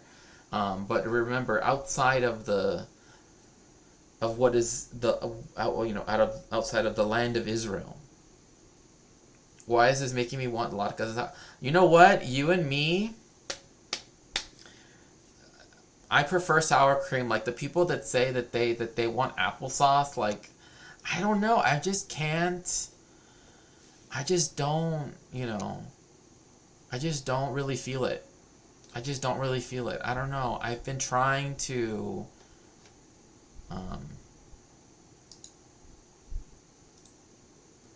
you know. Yeah, I don't know. Just to me, applesauce, or the people that put both. No, no, no, no, no. You're not gonna put applesauce and sour cream on my latke. Like, you can, you know. When I was in a Bible church, they wouldn't really bring it up. They wouldn't really bring it up. Ironically, when I went to a non-denominational prosperity gospel church, my pastor actually did a sermon about it from Exodus. Maybe I was just paying more attention because I was older. Yeah, other people that put both have to move to another table. so like, for me, it's funny because, for example, like when I go over to my parents' house for Hanukkah, because that's when you eat latkes. We also make buñuelos, which is the Sephardic thing to eat. But my mom loves latkes, so and also my grandma made latkes too. And so one thing is that we put like crema mexicana, right, like the Mexican sour cream, and then we put chile, and we eat it like that. You know, it's like at the end of the day, we're still Mexican Jews, right? Yeah, it's so good, right? It's so good. So good. So, yeah, we have crema mexicana, and then we put crema mexicana and then some salsa. And my mom makes them really, like, crispy. And they're so good. Oh, like, I could just... As a treat. Yeah, no, I totally get what you mean. So we're gonna watch this really short thing. I'm not exactly sure what it does show. I'm pretty sure it shows like the very basics, but anyway.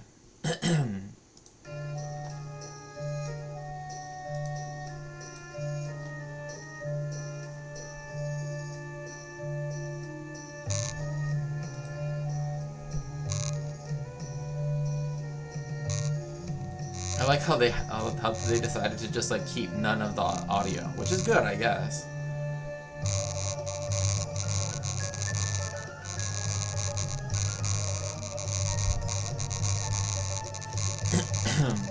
I'm gonna have to find another video that actually has them talk.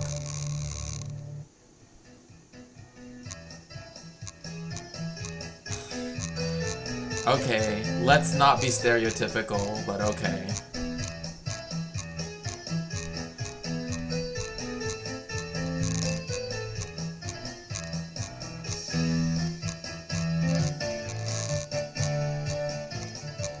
So people know about like the 10 plagues and all of that stuff.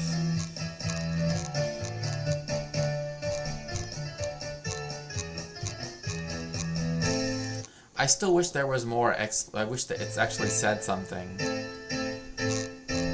So of course you know that there was so prior to the birth of Moshe or Moses, there has to be one that's actually about Passover. Film review. Okay, let's see. We'll see this one. Why is this episode of Rugrats different from all other episodes of Rugrats? So, when it says that, like, why is this episode of Rugrats different from all other episodes? Because that's the first of the 4 questions. Why is tonight different from all other nights? So, what that is done, Manishma, like, the youngest, essentially like a person, I mean, I have to be able to read, but, like the youngest, usually it can be boy or girl or anybody, but again, in my family, it's always been like the youngest boy comes up by the head of the table, again, usually like the grandfather, like the patriarch of the family, and then they recite the 4 questions, right? And so the story leading up to this is, of course, the story of Moses, right? So the story of the Exodus is, and I'm going to go a bit into Genesis, is, Joseph was sold into slavery, brought to Egypt, became the Grand Vizier. Then, when there was famine in Canaan, he brought in the Jewish people into Egypt, and they multiplied quickly, because essentially every woman gave birth to 6 children minimum. So Like, essentially, they would have sextuplets every single time. That's kind of like it's weird because if you read it, like I've heard different ways of interpreting the way in which it's said, and it can mean they had 6 children, period, or they had, every time they had children, they had 6. So, anyway. Oh my gosh, that's so funny. Moses, pleased to meet you. I'm Vera. I run this place. It's a special Passover episode of Rugrats. Passover is the greatest holiday of the year. And you're invited to join them for Seder, where you'll hear the story of Passover, complete with plagues. Ow! And a miracle or two. I hope this works. It's a special episode of Rugrats you won't want to pass over. Next on Nickelodeon. This is good. Oh, Is this episode like of I wish I had the full episode. I would love to just watch it, but I guess it's just not gonna happen. But that's fine. This is the famous part episode where gosh, why can I not remember his name? Where he builds the pyramid upside down. Anyway. Why am I still looking for a video that I know does not exist? So I remember Angelica in that fit. Yeah. Like I missed that I wish that they would have made more episodes of Jewish holidays, because they only did Passover and Hanukkah. And because of that, which, I mean, I guess those are the most commonly known holidays. But, you know, I don't know. It's, I wish they would have made one for Purim, one for, you know, like Sukkot, or I guess like the holidays that most people tend to celebrate. I think that's why they focus just on Passover and, Hanukkah, because Hanukkah is a huge thing in America, but in most countries in the world, Hanukkah is not that celebrated, or at least historically was never that celebrated. I wish I would have had more Muslim friends as a kid. I have enjoyed learning about Ramadan from my students. Yeah, like, so for me it was interesting because I grew up in like a, you know, the hood, I guess is one way to say it. And so for me, it was interesting because I always got to be around people of different faiths, of different cultures, etc. And like we all celebrated each other's holidays. I mean, I don't say that in this like when I say that, I realize that that's a cliche, right? But one of their things is one of the things that what I mean by that is that like you know, I never felt unwelcome during a holiday. Does that make sense? Like, I knew I could go to a friend's house, and if they were having a holiday, that I would be welcome in their house. That I would be more than welcome in their house, right?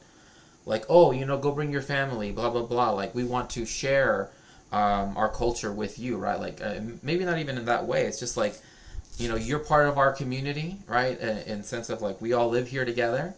And we all have to, you know, respect one another, and we all have to celebrate together too, right? Like, our joy is your joy too, right? And it's the same thing, like so for Pesach, one thing that my grandparents would do is, this is when they would have like a big carne asada. And the reason why is because you can't eat leavened food. So they would make carne asada, and then they would have rice, sopa de arroz, because Sephardic Jews can eat rice. Ashkenazi Jews cannot. Hello, ahoy hoy to you as well, Adadek. You know what's interesting about that, ahoy hoy? That actually was, so when the telephone first became, you know, really popular, they actually did a kind of contest about what should we say when we pick up the telephone. And one of those, so they did like a, you know, like a poll, and the first one, they actually got it from a Hungarian who said hulu, Hulo, and because they heard that, they said, okay, let's put Hullo, hello, right? Then it became an E, but really we say hello, not hello, really now these days. But I'm not going to go into that.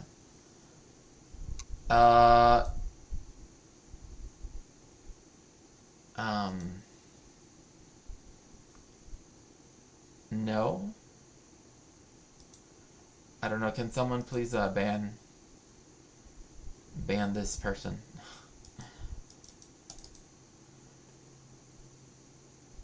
But anyway, if there's a mod, please ban that.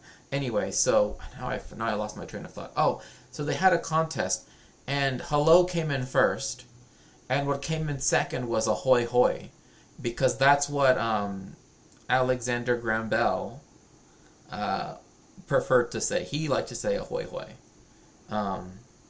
So yeah.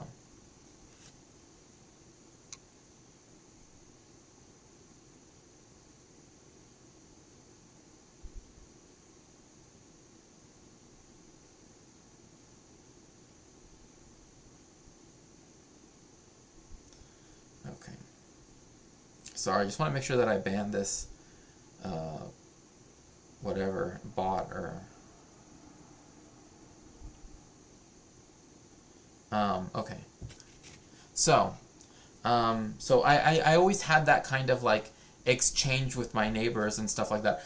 Like that's why when people tell me like, oh, like this is why like when I lived in Texas for a very short while, and they, besides vilifying Mexicans, right, in their history books as though, we were the equivalent of the, 30s and 40s, 1930s and 40s Germans, but also at the same time really stupid and we didn't know how to do anything. I never really got that, but of course that's part of fascism.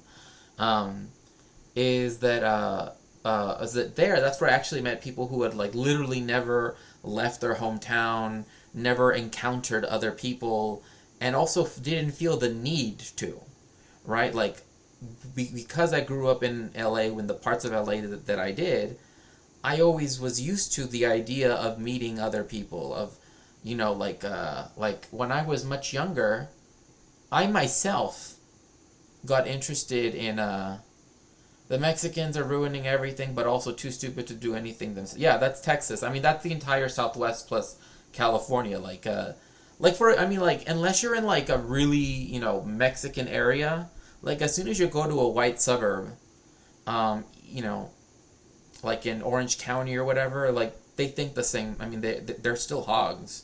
I mean, like I've been up to the valley and people think like, oh, because there's lots of Mexicans that live in the valley that somehow like there's no racism, and it's like, no, there's racism wherever even where there aren't Mexicans.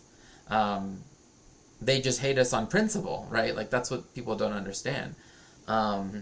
And so I'm actually perpetually horrified when I go out. I have to be honest with you, Miss Frizzle. I feel that way every time I have to go outside. Like, I don't know. I know I told Nabil about it, and if he's still here, and I think I mentioned it before, and Adadek might know about this too. But I have this horrible anxiety that just shows up, like when I know I have to head out that door, because it's not a question of if people will be racist to me. It's when and how, right? In fact, even just yesterday, when I had to go to the doctor, they immediately tried, and I'm not even joking, they literally tried to be like, oh, are you like an illegal immigrant? And I'm like, are you serious? Like, I've come to this clinic for years now. Like, you would think you would know me, but at the end of the day, I'm just another Mexican to them, right? That's all I am. And, I know, why is it relevant? Who knows? But, I mean, I don't know. For me, I feel so alienated anytime I go out or interact with people. I feel like I'm having an out-of-body experience every time. Yeah, and, it doesn't get... I know people like to say that it gets better. but when it comes to like racism and transphobia and all of that, like this morning, I'll actually give you an example when it came to transphobia. I got some transphobic comments on my on a VOD that I uploaded to um,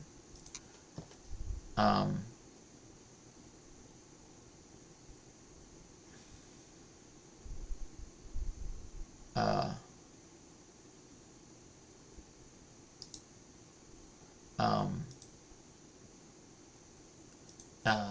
that they essentially said, because I mentioned that people will clock me, right? And this is because, again, like on stream and stuff, like, I'll wear makeup and I'll do stuff like that. And sometimes I will wear, whatever, but I don't feel comfortable, going out and, and essentially they were kind of saying like, oh, telling me that I don't pass, right? Which was the whole point. I mean, when I said people can clock me, that's me saying I don't pass, right? And yeah, it's just,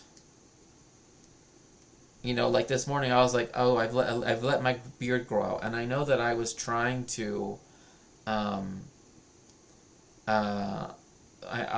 trying to sort of see why, or like I said before, like when I grow it out, I usually at some point I start to get dysphoria, right? Because one, it raises the misgendering, because it's a beard, right? It's identified with maleness, and other things, right? And so, like this morning, I was like, I have to cut it off. I have to shave it off. I need to like try to do this. But then I kept thinking, I'm doing this just because I read one comment, and I thought this is like I know. I mean, and Polly will, and Polly has said something along these lines before, like cis people don't think that way. Right, like if they were to get a transphobic comment, they wouldn't immediately feel it like it to cause dysphoria in them, and then feel they have to change something about themselves, right? Yeah, like that's what happened. It was this kind of like, because they were saying like, oh, you're trying to. And they used transsexual, so, of course they were a hog anyway, but they were being like, oh, you're trying to whatever, blah, blah, blah, as if they even know who I am. But I felt this kind of, like, oh, people don't, when people look at me, they don't see me as a trans MB, blah, blah, blah. You know what I mean? And so, I don't know. It was, like, it's weird to bring it up, but it's like, even before the stream, I was kind of like still going back in my mind. Should I do it? Should I shave it off? Should I try to look more femme if I want? Because sometimes when I was clean shaven, I would wear more makeup. Like I would put on more makeup. Whatever. It doesn't really matter. But I don't know. Maybe I'm just being dumb or something. But it just again, like cis people wouldn't be bothered by something like that, right? Like that's what I hate about the people that are like trans people, blah blah blah. It's like only trans people, and MBs, etc., like deal with this type of issue, right? Like only we would feel this kind of way about a comment that is saying, oh, you don't pass, or you don't blah blah blah, or you don't fit, or you're like whatever the comments. I don't even remember, but I just like right away I already kind of had a plan in my mind, like how do I correct this, right? So anyway, for me, they quadrupled police presence in all of my bus stations. It's not a matter of if I get hate crimed, it's a matter of when. I mean, same thing. It's the reason why, like, when I often have to run errands and I run them, have to go do them alone, I get very nervous because, I'm... One, I mean, I've mentioned this kind of, like, offhandedly once, but first, I'm disabled, right? Besides being trans and an MB, and a Mexican. So like all of those intersections don't make me exactly a person that can travel, particularly in white, cis heteronormative, ableist spaces very, very well. And so when I do have to enter those spaces, or when I do have to be out, it's always a question of like absolute terror of like, I hope this doesn't happen. I hope that doesn't happen. And it's just something that's on my mind the entire time. Because again, like I could go to my own doctor's office and be told like, oh, like, I mean, in one way you could read it as like, oh, you're going to go back to your country soon. The way how they kind of said another part of what they said to me. But I didn't really care about that because I was like, oh, who cares? This is just the nursing assistant or whatever. Like, they come in, ask you, 3 questions, and then they leave just so the doctor can come see you. And so, yeah. But yeah, I completely understand what you mean, Nabil. It's when. It's a question of when and how, right? Like, you don't know how things are going to go down. You just know that they are. And it's, again, like I said, it's a horrible feeling. It's a horrible feeling to know that even something like taking care of yourself, like, and this is another thing also, because I wear a mask because I don't want to catch COVID, like the way how people treat me just already badly, right? It's just worsened because then they start to, see the mask as this ideological symbol, as opposed to just what it is, just a mask, right? To protect myself from completely preventable disease, or virus, I should say. And so, it's like all of those things work together to make it just feel like I never want to leave my house, ever, and, again, it's already hard for me to leave my house, being disabled, etc., neurodivergent, blah, blah, blah, whatever, all the things all my different intersections make it difficult to go out of the house. But,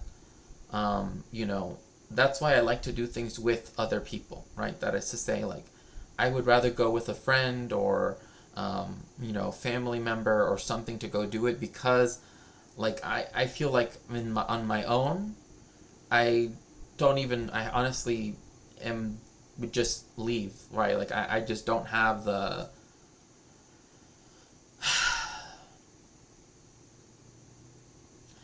I don't know. Like, for me, I guess my response is flight, right? Like, for me, I just want to get, I don't want any problems, I don't want any trouble, I'll just leave, at whatever expense, whatever, I'll just leave, I don't, but it's horrible when even things you like, for example, I've never been able to play D&D with anybody. And I went to this store where they have, like those tables, where people play and stuff. And they didn't, and they sold, like, cards and all of it, blah, blah, blah. Magic the Gathering, Pokemon, Yu-Gi-Oh, all that stuff. And they literally didn't want to help me. And they made me feel so unwelcome. And they kept trying to make sure that I wasn't stealing, which I wasn't. Like, I even had my hands like this, like crossed. But they still kept looking over to try to make sure I wasn't stealing something. And then when I asked them a question, they pretended to be dumb, right? They pretended like, oh, I don't know what you're talking about.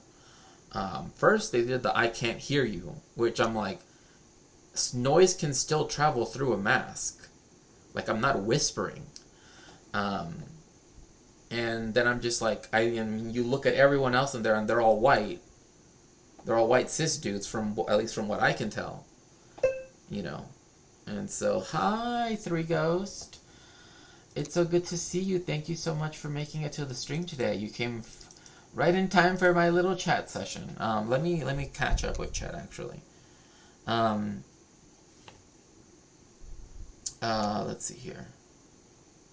Adadex says, even if it gets better, it never goes away, and there's always the threat of it inflaming again. Yeah, exactly. exactly. For me, it's never gotten better. It's just gotten worse.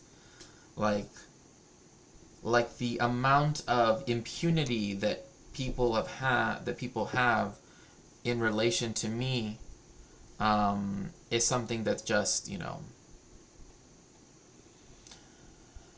I don't know. I don't know what to say. Um,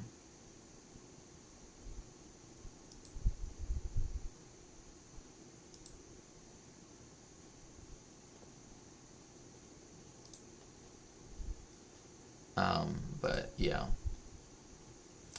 Um, Sorry, I don't mean to just be so, but it's like, it's traumatizing, especially as a kid, you know, like when I was a kid, it's like when you realize that, there are teachers that will like, oh, will say, oh, they don't belong in this class. They need to be put in special ed, for example, because there's obviously something wrong with them.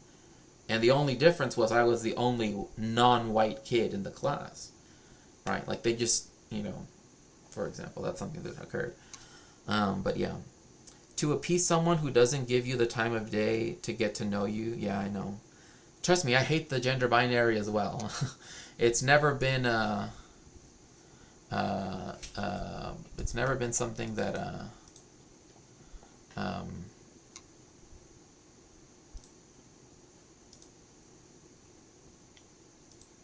it's something that I've always hated. You're right. Thank you for explaining. Yeah, of course. I mean, I've always willing to talk about stuff, with anybody, on VC or whatever. That's why I started, like I know my Discord isn't the most exciting of Discords, right? Like I know that, perhaps polys or NCCs or other people have, much more, but like sometimes I've considered, just hanging out in general VC and just like while I'm working on writing or something, and then just, you know,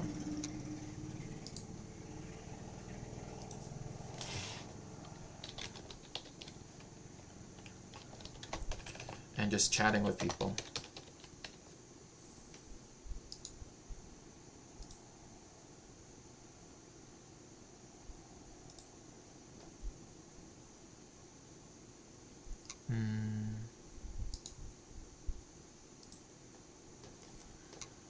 But anyway.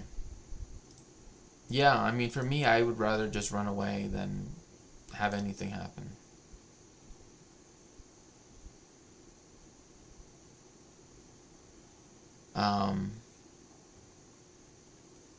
Okay, anyway. So what was I reading? Sorry. I wish I could give you a hug. Oh, I wish I could give all of you a hug. Truly, I really do. Like, I hate that. Sometimes I hate the fact that the internet stands in our way, right? Like, that this is what people try to say isn't real, right? Like, just because the method by which we met each other somehow means that, the way in which we know one another, whatever closeness we might ever have, somehow is like stained with this sense of, oh, it's the internet, so it can't be anything real, right? But anyway, I digress. It's like a face makeup. A lot of people that have beards often dislike the look or makeup on the hairs, and that effort has to go into putting on foundation around the beard. I heard few people with others with beards mention part of it. Yeah. Yes, it can be hard to wash off the makeup. Another thing too is, is that if you where you have your cheek line, like if you shave it, because like when I was Hasidic, I wouldn't shave this. In fact, the hair that grows like on your cheeks is considered holy in itself. I actually have a whole book that talks about how like you're never supposed to shave your beard if you're Jewish, etc. Blah blah blah, because the 13 attributes of mercy are present. And anyway, but I won't get into that. But yeah, I'm lucky in my way. My local hobby shop owner is POC. I went there to buy a Pokemon binder once, and literally his sales pitch was that the plastic in the binder was made from NASA technology and would keep the sun rays from the cards and they'd never bend. Oh, that's awesome. That's funny. Yeah, like I tried to go to another one, and again, they just didn't want to pay me any attention. Again, like they see a Mexican person, they don't think, and again, I don't know how to play D&D because no one's ever tried to play it with me, right? It's like and it's whatever, it's fine. Like it's, and I mean like in person, right? Like I would like to.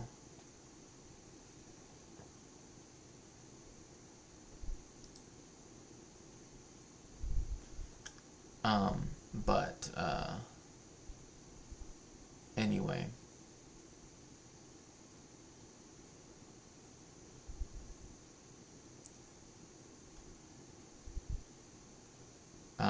Yeah. Anyway. That's the quickest way to have about to scream. Yeah. You're interested in playing RPGs? Well, I've never really played them before. Like, I never really, like, growing up, I never really got to do any of that. Especially if they involve things like magic, right? Because when I was Hasidic, for example, you can't talk about those things, right? I mean, like, when I was Hasidic, you're not even supposed to listen to secular music. And even that, you're not supposed to listen to women sing either. Like, you can only listen to Jewish religious music, which can be made in, the kind of like how Christian music now is in many, many different genres or subgenres. Same too, there's like a Jewish equivalent, right? Where there's like, Jewish techno and Jewish, indie rock, whatever you want to call it. But anyway, the point being that that was kind of like some of the issues that I've had is that, it's easy to say, I desire to know this, but the people around me were not desirous of partaking in it, right?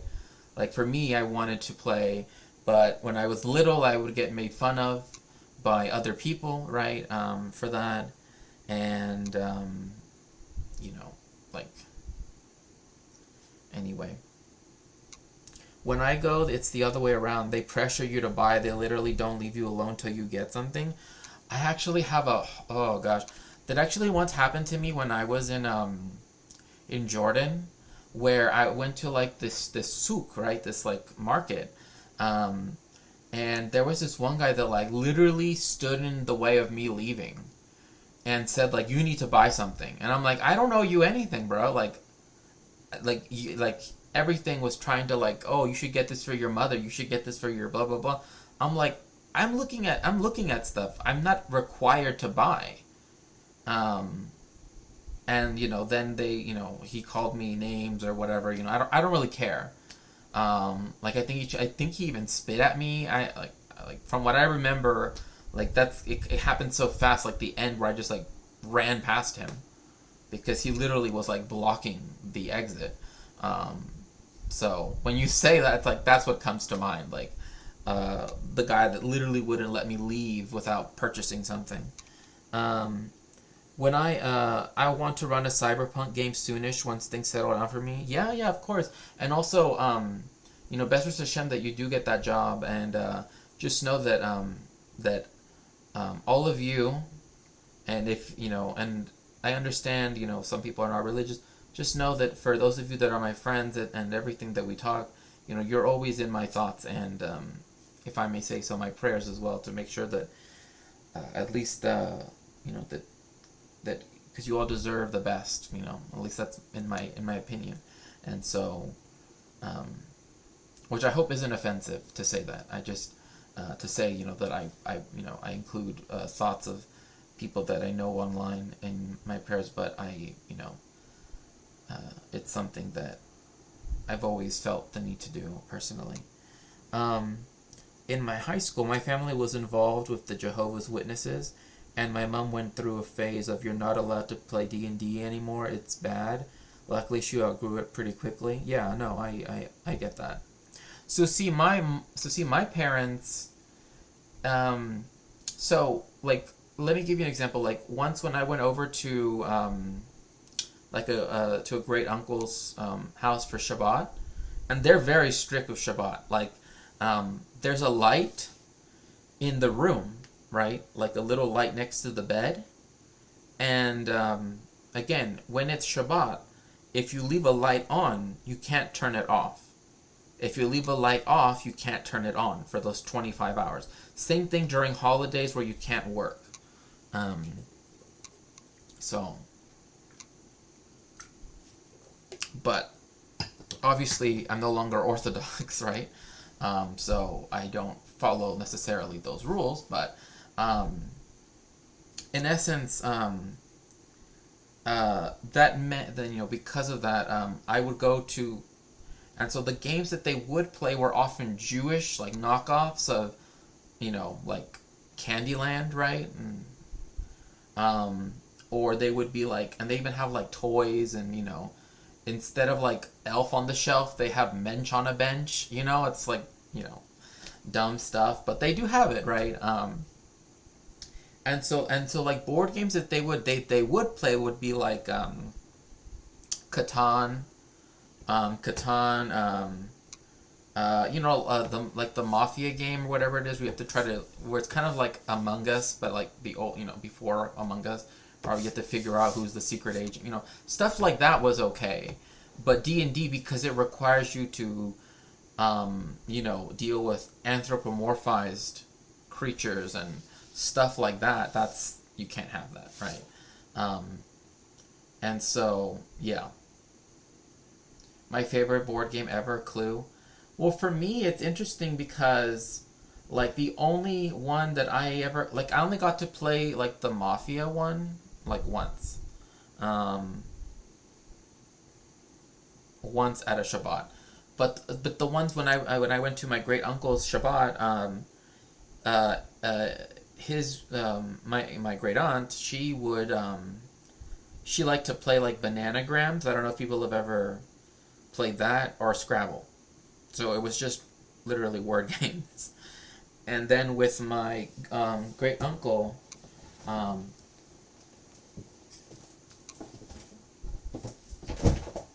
we would learn, and this is actually what people start learning after Pesach, because after Pesach it's considered summers. Because like in Jewish theology, there are technically only two seasons. There's winter and summer, right? I mean, like there are words for fall and spring, like Aviv means spring, like in the name Tel Aviv, right? Like the city.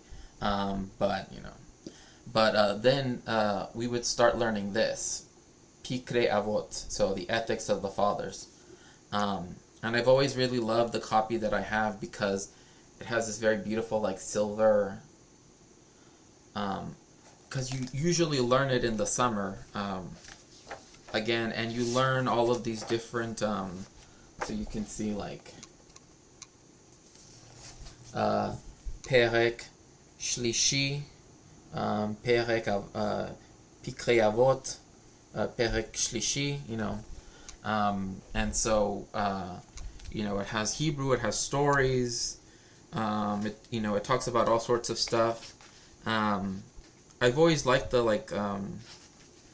little stories of different people. I used to read some of the books that I like are actually one of them that I think it's very pretty too. When I was a Hussid, I wanted to become a soifer, which a soifer is a person that is the people that actually like when like with the Torah scroll, right? It has to be a scroll, right? It has to be parchment. It has to be. They actually are the ones that write it with the like quill, with like the goose feather, right? And I wanted to be that. I wanted to be one of a soifer stam, but I can't be one that's like a certified one, because I would have to be in an Orthodox community and keep Shabbat, not live a life I want to live, right? But I've always wanted to learn how to do that, even if I don't necessarily do it as a profession, because that when I was Hasidic still, I wanted that to be my profession, alongside my what I thought because I thought I could be academic and Jewish and religious, but they told me like you can't be both. You have to choose one or the other. So I said, well, if I have to choose the Hasidic route, then I would just become a soifer, because like they write anyway. Not that that's important. Colonel Mustard in the conservatory with a lead pipe. OMG, I love Scrabble. I had the fancy rotating board when I was a kid. Ooh, that's so cool. Yeah, Hebrew is so pretty. When I was little, my Oma used to read the illustrated Bible stories to me. I always enjoyed that. Like there are Jewish versions of that, and my grandmother, my Oma, although I would say it in, although what I would say is the like I would say essentially that same word, Oma, because it's the same. And then mother is Ima, but anyway, that's not that matters. But is that she would also read me those stories, but interestingly enough, they were in Ladino or Spanish. So it had like, oh, this is a story about Moshe, right? But then everything else would be in Spanish or Judeo-Spanish. In fact, there's a movie that has Tom Hanks in it, and I don't know, maybe I should put it on Throne, which, by the way, if you'd ever like to help me, I always feel like I don't know how to time this well, but if you'd ever like to help me with my research or anything, you can always help me by buying me one of the books I need for my research. Also, becoming a patron on Patreon, and donation. Oh wait, or is it just dono? I forget. Now I'm forgetting how to do that. Anyway, speaking of religion, this made me think of you yesterday, Shakespeare. Let me see. Oh my gosh, thank you so much, Miss Rizzle, I appreciate that. Let me see here. Oh, okay. Wait, here, let me change it over so that way people can see it. I'm confused, I thought that... Oh, there we go. You can always support me directly by paying, by donating to my Cash App or my Venmo. Again, anything, honestly, is helpful, because, as I said when I was on Levelhead stream, like, besides my adjuncting, right, which is precarious, this is my other job, so to speak, so, anyway. Hi, we're missionaries. Can we share this book with you? Name's Stacy. So, what's your book about? It's called the Book of Mormon. It's a real historical account of a small group of Jews that fled Jerusalem in 600 BC and built a ship and sailed to America, and they built a ship. Huh. Yeah, right at the southern tip of the Arabian Peninsula. And Nephi did. Oh, so he's mining ore out of rocks without tools, huh? And he's got molten iron. Wow, where's his blast furnace that wouldn't be invented for another 1,500 years? He's got to make charcoal. Gonna need to chop down acres just for that. Is God doing the chopping and the hauling and the bending? My God, the bending. The wood needs to be steamed and bended by like 50 people. And what kind of wood was growing in the desert there? There's only like a handful of types of wood that you can even make ships out of. You need 10,000 nails at least. Got to make them one by one. And a sail. He had hundreds of sheep with him? Who's got the loom? This is nonsense. Okay, have a nice day. Jacob in the Book of Mormon warned us about that type, the one who think they're wise. Oh my gosh. I always hate that cope, right? That like cope that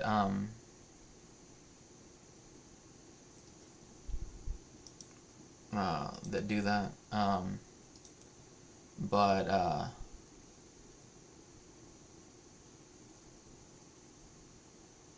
let's see here.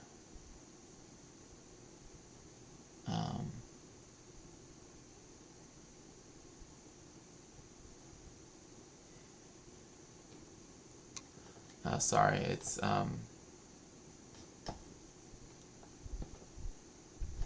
wait. Oh, sorry. It's like I clicked on the wrong program. Yes, of course, of course. Happy to have met Smarty Pants online where I can chill and learn. Oh, well, thank you. I mean, I shouldn't even have thought that you included me in that. Now I feel so bad for that. Must seem so vain of me to even include myself in that. But regardless, yeah, it is cope. It is cope. But you know, what can you do, right?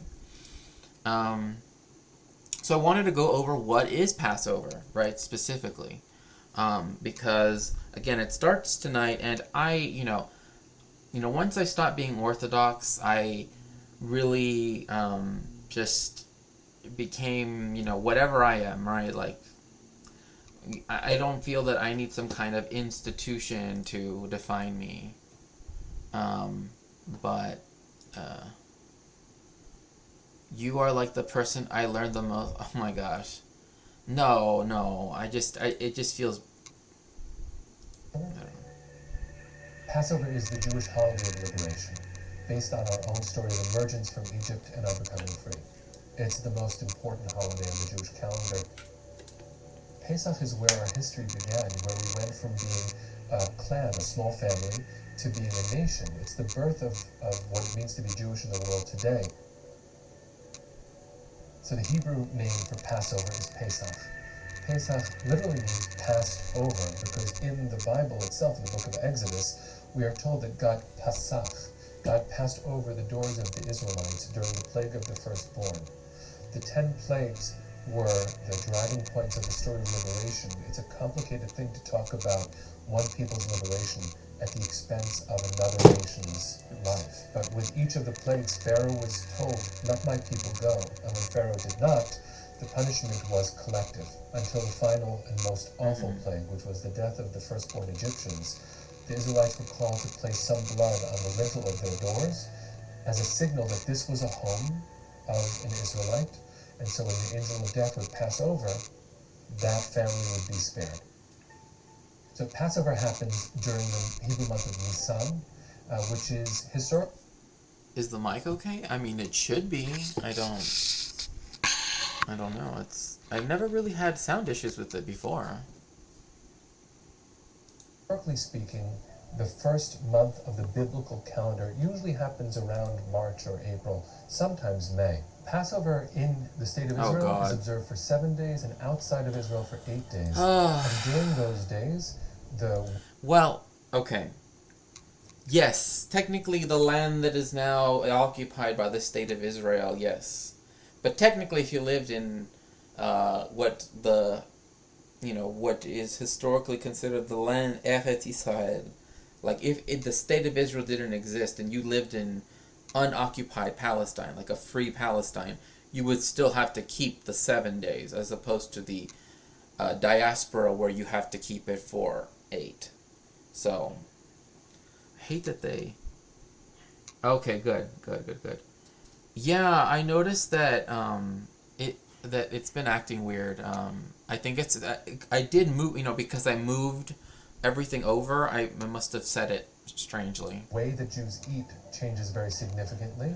We do not have leaven, which for most of the Jewish community means having matzah. It's a different kind of bread, which reminds us of the race that we were in when we left Egypt. We left in such a hurry, we didn't have time to let the bread rise. Leaven is what happens when bread rises. We actually come to understand that as a metaphor. On Passover, I'm called to take the parts of me that are puffed up, the parts of me that just rise much bigger than they should, and to say, actually right now, let me remember humility, let me remember the worth of everyone else, and not think so much of myself. Well, the sweetest thing to do is just say Happy Passover. But if you're on the 3rd or 4th day of Passover and you know it, and someone Jewish nearby is bringing to work or to school a little bag of crumbly matzah. You can also say, how you doing? You okay? Soon. You'll be able to get back to your regular diet very, very soon. On Passover, we have a Seder. Some of us have two. Seder is a word that literally means order. And in this very elaborate ritual in Jewish tradition, we have different steps, all of which are designed to help us relive the experience of being liberated from Egypt. The Hebrew is B'chol dor vador. In every generation, we are called to see ourselves as if we emerged ourselves from Egypt. Part of the way I do that is by having a plate with symbols on it called a Seder plate, and the different symbols each point to a different facet of the story. The charoset, which is a sweet mixture of sometimes apples, sometimes dates, and nuts, and grape juice or wine, is supposed to signify the mortar with which my ancestors built the pyramids in Egypt. It's a symbol of slavery. Among the symbols on the Seder plate on the table are the maror, which is a bitter herb. Sometimes it's a horseradish, sometimes it's romaine lettuce. It's meant to taste bitter to my mouth, just as slavery tasted bitter to our mouths. Other symbols, including salt water, are there, and I take something that is green because Passover is also called Chag HaAviv. So, no bread, but crackers, yes. But they have to be specifically for Passover. So, Trader Joe's, if you have a Trader Joe's near you, you usually can find things. Again, if you look at it's called in Hebrew heksher. The heksher, which is like the little symbol, right? The K or the U. Right now is also when they come out with with sodas that have like a yellow. I don't know if you've ever noticed it, but around this time, like Coke will come out with 2-liter bottles of Coke that have a yellow cap, right? And the reason why is because those mean that they are kosher for Passover, which means there's nothing in there that could possibly be considered leaven according to Jewish law. So some people make their own.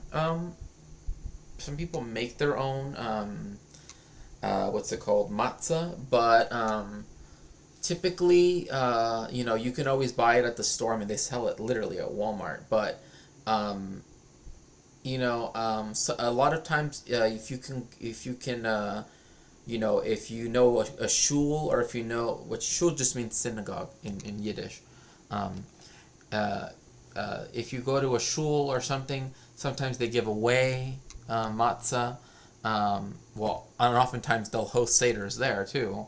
And another thing too is like a seder is also supposed to be an event where, again, just like Shabbat, where everybody's invited, right? Nobody should feel excluded from this. Again, obviously, the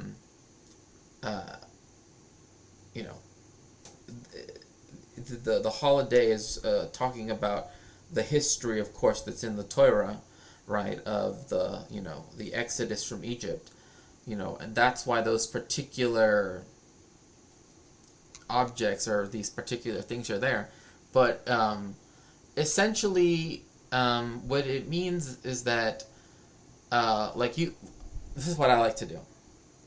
I like to use the matzah, and I like to have lots of, since you're supposed to not have leavened bread for the whole time, all of Passover, all 8 days, I like to use it as like a substitute for, for other crunchy things, right? Because the ones that I get are usually thin and really crispy. So if you cut them into like little triangles, almost like tortilla chips, you can dip them in guacamole or stuff like that. Let's see here. Sorry, yes, captions. My apologies. Yeah.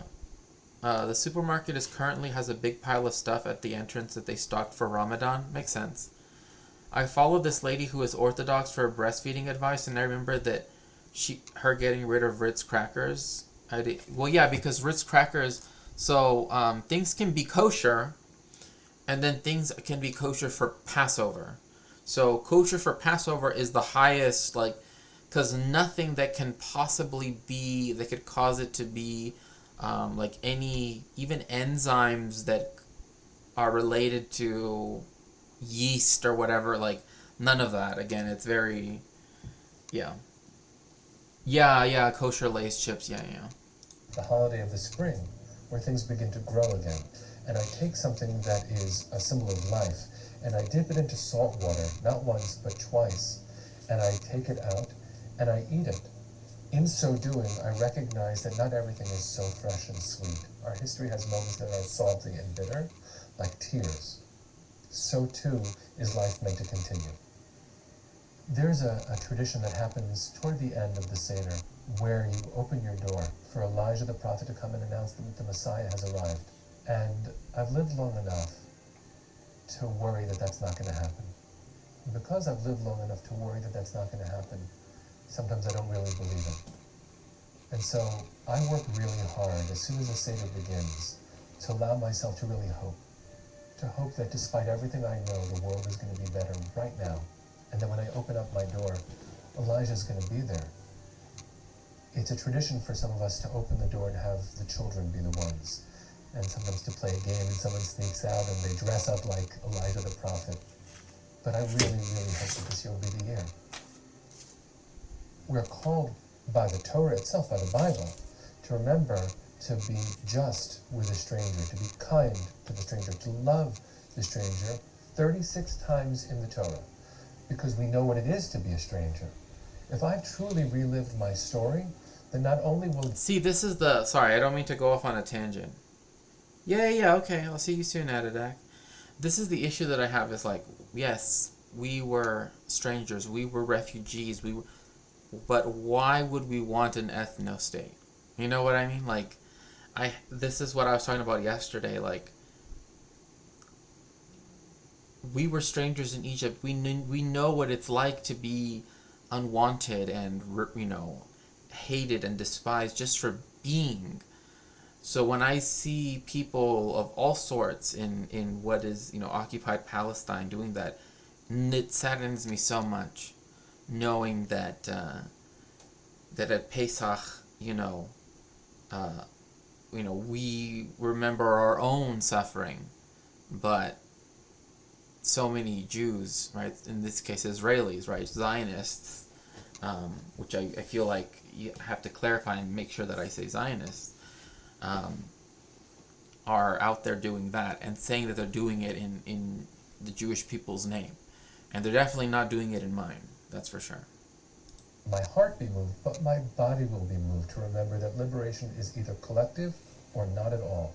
I cannot be free if my sisters and brothers are not. I cannot be liberated if anyone in the world is enslaved. I believe that Passover is there as a wake-up call to the Jewish community to be active, involved in your neighbor's welfare.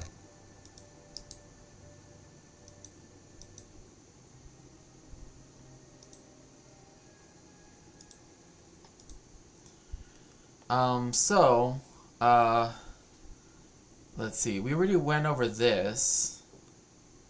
I don't think I want to go. Well, I'm not even gonna go over that because that's just a whole different thing. But anyway,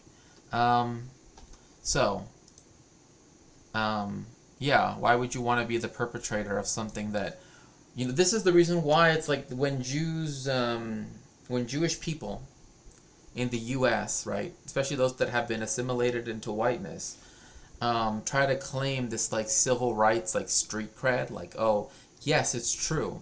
There were rabbis that,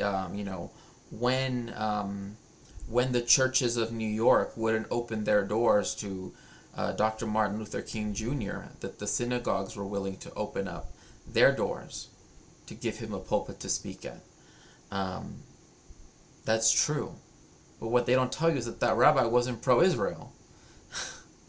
Right? Like that's what they don't tell you. Like they love to say, oh yes, the Jewish people and African American people have worked together. Yes, that was true up until a point. Like up until you had the assimilation into whiteness of most Ashkenazi Jews. Right? So that's why like when people try to pull out this like, oh well, it just, yeah, no, I'm not, yeah, yes, I know, it's laughable, I mean, and it angers me, because it's like, there are actual Jews that are still suffering. I mean, this is the problem I've had with, like, very, like, bourgeois Jewish people that are from, an area that's very Jewish, like in the New York metro area, right, where they assume that their standard of living as a Jewish person is equal everywhere else. And it's like, no. I mean, there are Jews that are peasants still. There are Jews in Mexico that, like there are entire towns, everyone knows that they're Jewish, but they know that they're never going to get recognized by any, of the big organizations. Like, I mean, not that they want to be, but that, like, they would only care about them if it served, certain political interests or whatever it might be, right? As you will see when, again, like I mentioned yesterday, Israel lobbied the countries in the Middle East to expel their Jews, right, to the state of Israel, right? Like, Israel tries to paint that as though they were forced out, they were kicked out, and all of this stuff. But the Jewish Agency for Israel, which is, like, connected to the Jewish National Fund and other colonial projects that are there, but above all to the Israeli Knesset and the government, also to the Ministry of Absorption, as they call it. They were the ones that, again, paid for the lobbying to, again, move as many Jewish people into Palestine, so then that way they could, again, dispossess and claim that their dispossession therefore justify the dispossession of the Palestinians, right? And again, this is history that is not typically gone over because, when you do talk about Palestine, it's always taught from the Western and therefore Israeli perspective. That, because there's this, like, they always begin with the story of, like, oh, the Jewish people wanted self-determination. It's like, yes, and that self-determination could have appeared in many ways. The occupation of Palestine is not one of the ways that is, like, a legitimate one, right? Like, the eastern parts of Germany should have been made into a state for the peoples who wanted to have self-determination, right, and not be part of Germany, right, or parts of Russia, whatever, it doesn't really matter. But instead, the Zionists got the imperialist countries, the colonial powers, to illegally force a division of land in the Middle East that would benefit the imperialists, that would benefit the the colonialists, and that's the issue with the whole story, where because they will like the Hasbah movement, which is literally a propaganda movement by the state of Israel. They will go to synagogues and, like, try to teach their version of events, right? And they will try to make it seem like it's so heroic. Hi, Arun, how are you? So good to see you. And so, like, they try to make it. Oh, that's good. That's good. That's good to.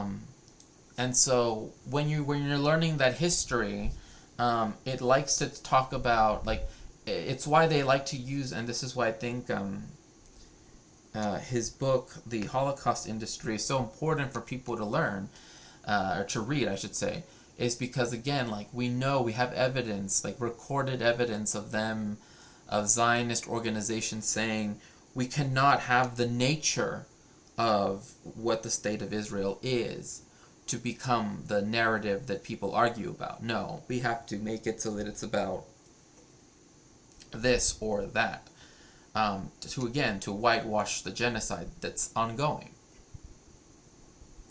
In that same vein, the current protests that are happening in Israel, or what people would call Israel, are obviously not enough, right? Like unless like they can be against Benjamin Netanyahu all they want, but Benjamin Netanyahu is just a tiny little piece of the whole, colonialist genocidal pie. Because they're only mad at him because he says the quiet part out loud, right? And because he essentially wants to do what Ben Gurion did, essentially, because Ben Gurion essentially had free reign when the State of Israel first started. Hence why he was able to have the Eichmann trial. Like, Ben Gurion actually said that it was supposed to be a show trial. It's not even like a secret.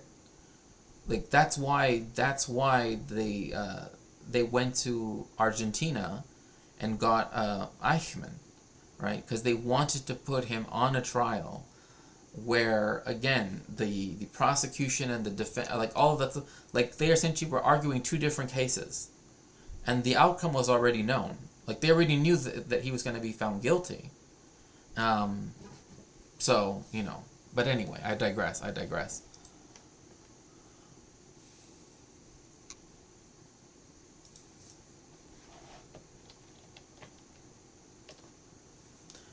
But anyway, let me go here. Let's see. I wanted to go over Hikmah history because possibly. Anyway, I did see this one and it was, you know what? Actually starting to feel like I don't really like Hikmah history too much. Because they take the very, very much the Palestine and Israel just have to reconcile, and it's like, no, that's not the point. So we're gonna watch the latest video that they have. Again, it bothers me how much people are willing to accept that Israel exists as if it's an eternal fact. Like, it didn't exist before. Why does it, it doesn't mean it has to exist forever. But in the same way, I think that's part of the, say, capitalist realism that people also have with the U.S., right? Like, the United States, people cannot imagine the end. You want to know something wild? I found a Tamil Jewish convert. Well, I mean, that's interesting. Really, that's really interesting. Especially because, India is the only civilizational space, right? If I can term it that, right? The only civilizational space that never persecuted the Jewish people, has no history of it, and in fact had lots of Jewish communities within it, particularly in Cochin, right? Or Kochi, right? The Cochin Jews, Bet Israel, etc. That go back centuries. But that's really interesting, a Tamil Jewish convert. I wonder if they did they convert Orthodox, or if you don't, if you don't know, that's fine. I'm just curious. Hi, Edidek, so glad to have you back. Something I keep running into over and over now. We need to come up with a solution, guys. I know. Like, people can't even agree on what the problem is, and it's like, there needs to be de-Zionification. The Jewish communities in India were tiny. Have they been bigger than it? Well, what's interesting about that is that actually, oh, thank you so much. Now I get to see myself be beheaded. I'm so glad. Oh, thank you. I'm glad that I make a good beheaded person. A cute floating head. Actually, one thing about India is that when the Portuguese, so I talk about the Inquisition, right? That's a big part of my research.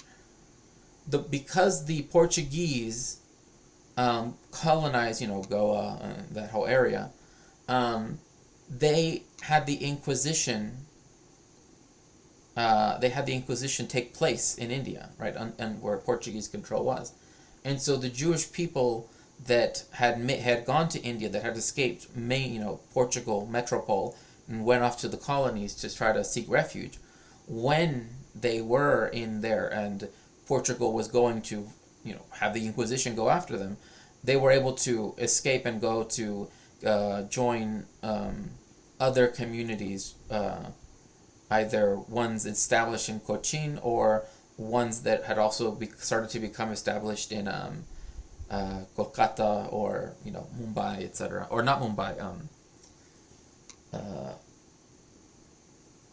I'm getting confused now with the Chennai. So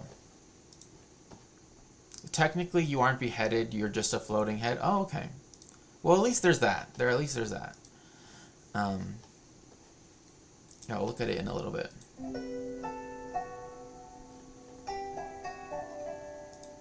Nowadays, Jordan is seen as one of the most stable Arab countries.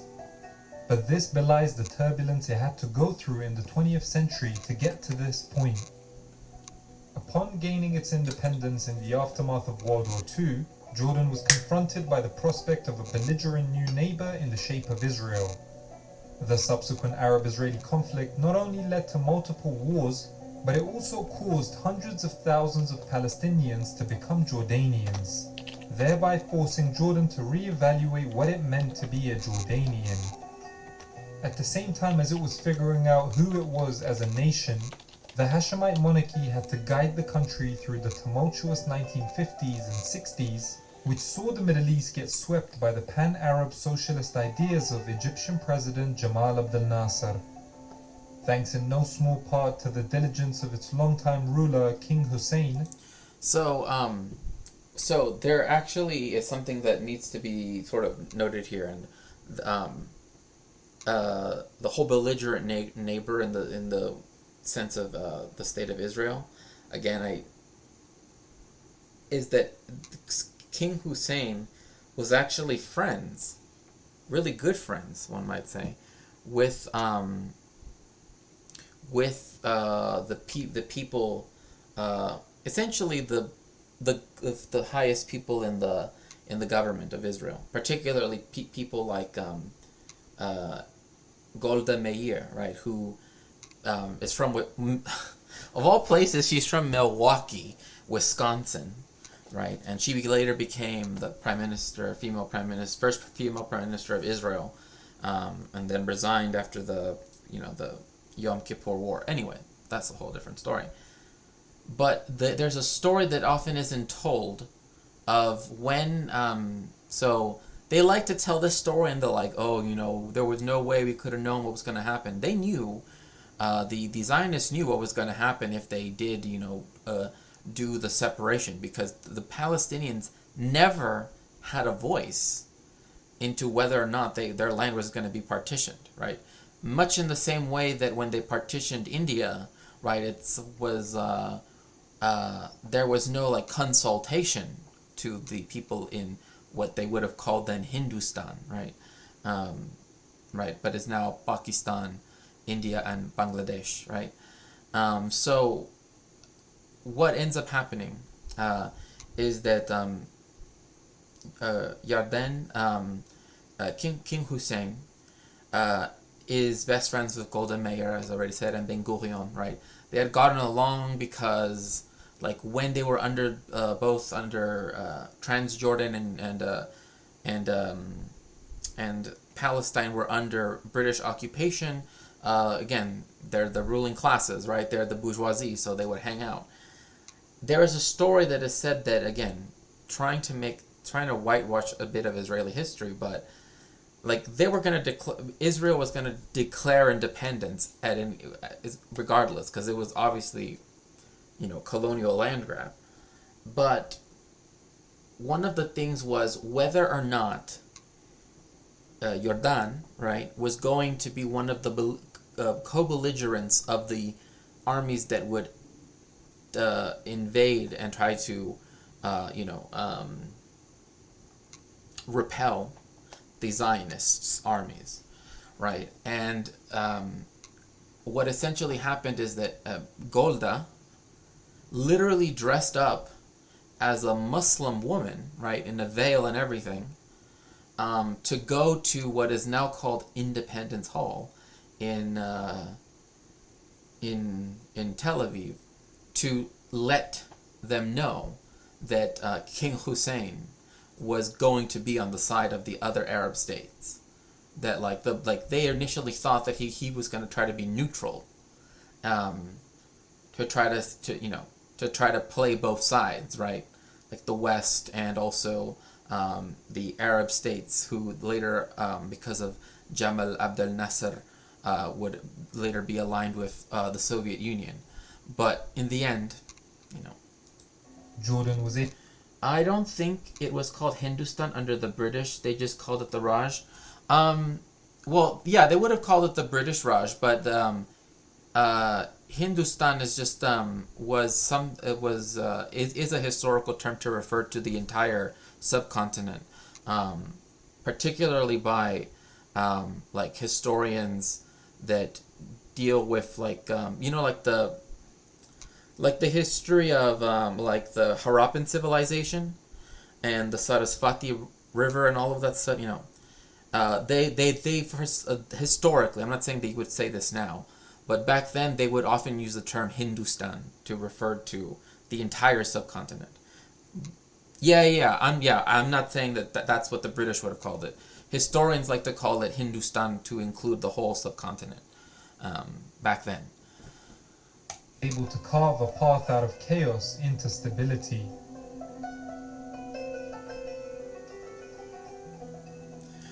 That's interesting. We just say India. Yeah, Bharat.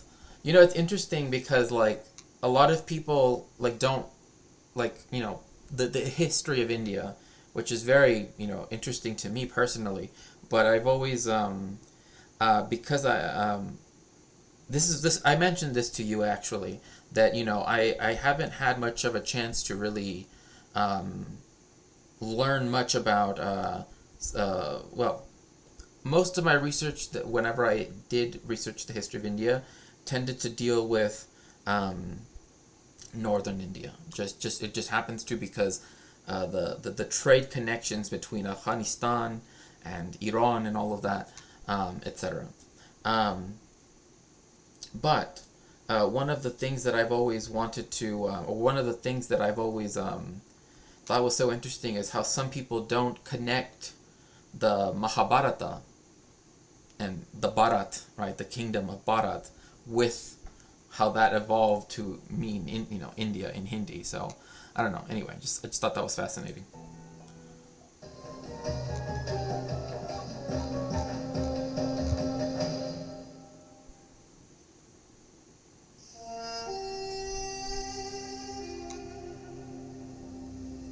Within a year of war, Can I just say that fezzes look really, really cool? Like on the way how they're wearing them, like it looks great.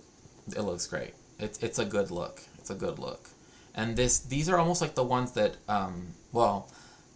this reminds me of, I can't remember what they're called now in Turkish, but the head wear that Ataturk would wear. But anyway.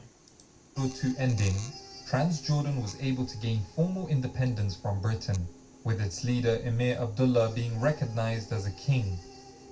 Abdullah was the son of the Sharif of Mecca, the man who proclaimed the Arab revolt against the Ottomans in World War I, and the scion of the Hashemite dynasty, which now ruled both Iraq and Transjordan. Okay, so the Sharif of Mecca, right? One thing that Kalpak, what do you mean?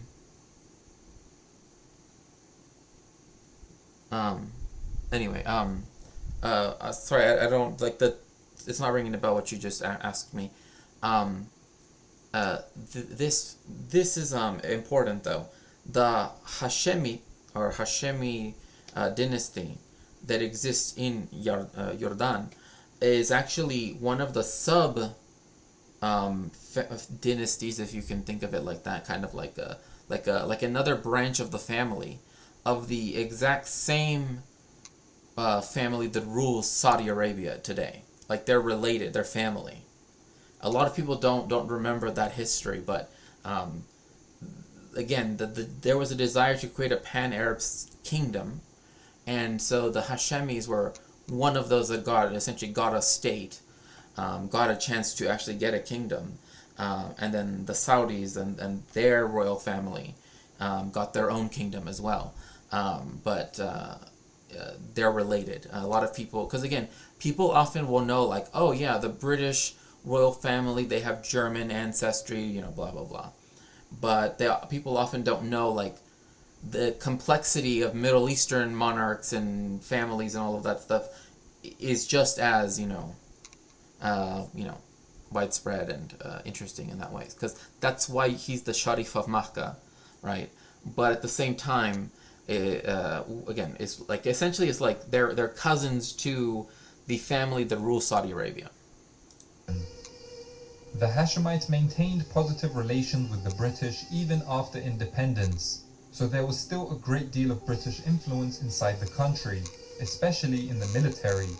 The nation's elite fighting force, the Arab Legion, was headed by British officers. The first major test for this fledgling state came... See, look, like, I don't know if you can see my cursor, but like, just look at how they wanted to cut it up. Again, l'État Arabe, l'État Juif, Jewish state, Arab state, right? Like, this was never going to be acceptable to anybody, right? Like Zionists will say, oh well, we accepted this, and then because they attacked us, therefore we have the right to claim all of the extra land that we conquered, right? That's literally the logic that the Zionists use for why they deserve to have the 1949 armistice. Yeah, they were always intending to expand it. This was never going to be a one and done thing, right? And right here's Amman, which is the capital of Transjordan, as it was called then. So, in Spanish and in French too, like in most Latinate languages, this land here, which is sometimes called the West Bank in English, is called Cisjordanie or Cisjordania. So this is Cisjordan, this is Transjordan.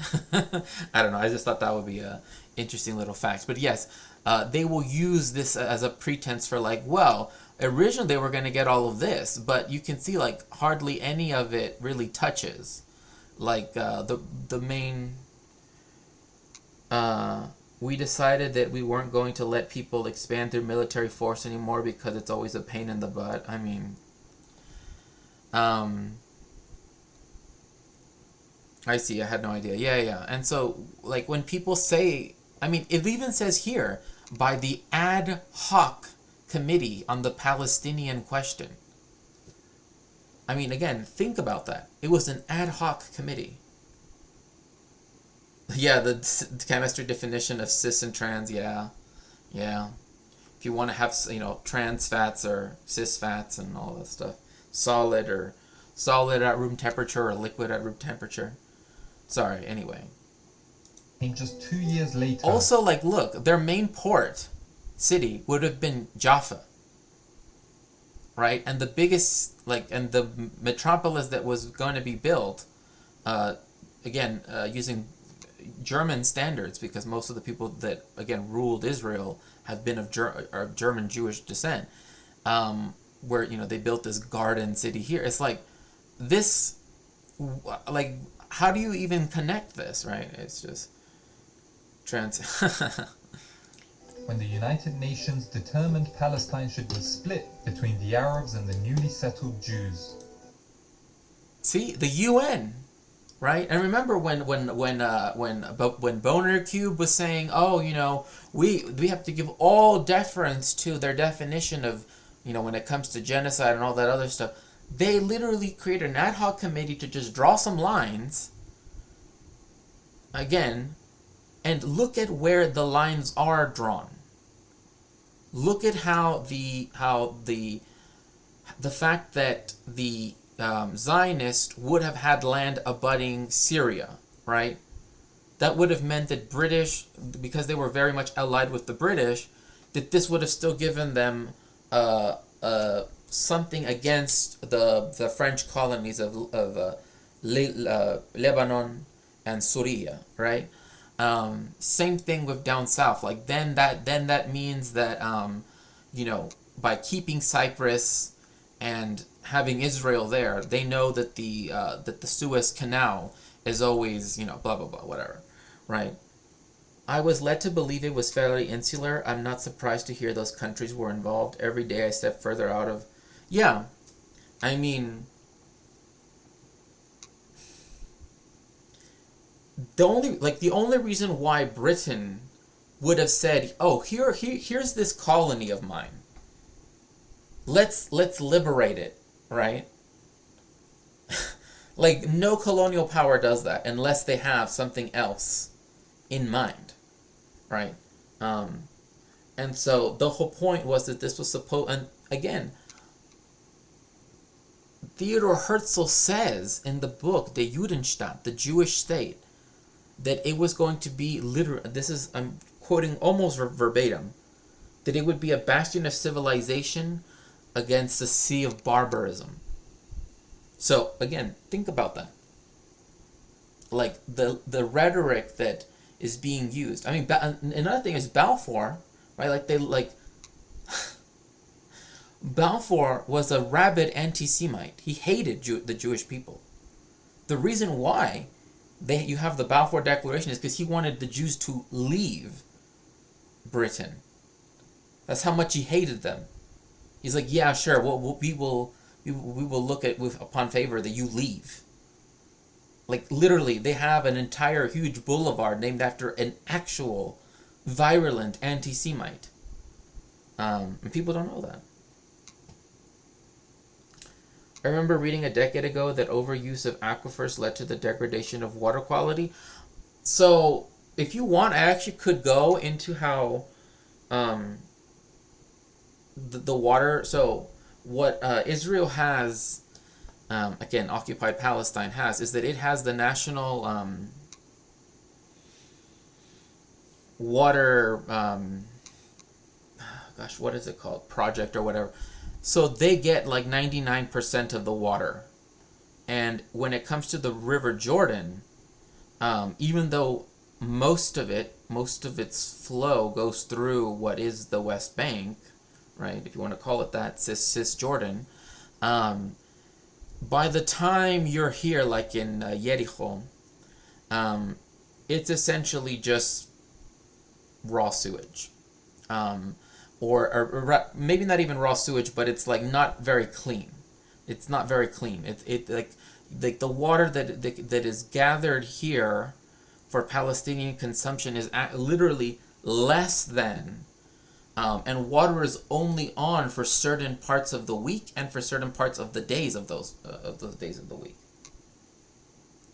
Right, like if you were to fly into Ben Gurion, and which is the airport in what was once called Lud in Arabic, now called Lod in Hebrew,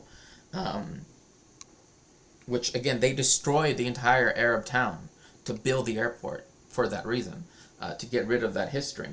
You can go to the restroom, and if you turn on the tap, right, like if you want to wash your hands, which you should, the water will run 20. You could leave it on 24/7. If you're in Ramallah, or if you're in Nablus, or if you're in Jenin, or Tubas, or wherever, Jericho, whatever it might be, that isn't the case. There are times when you will turn on the tap and you might hear a gurgle, but there's nothing going to come out of it. Nothing.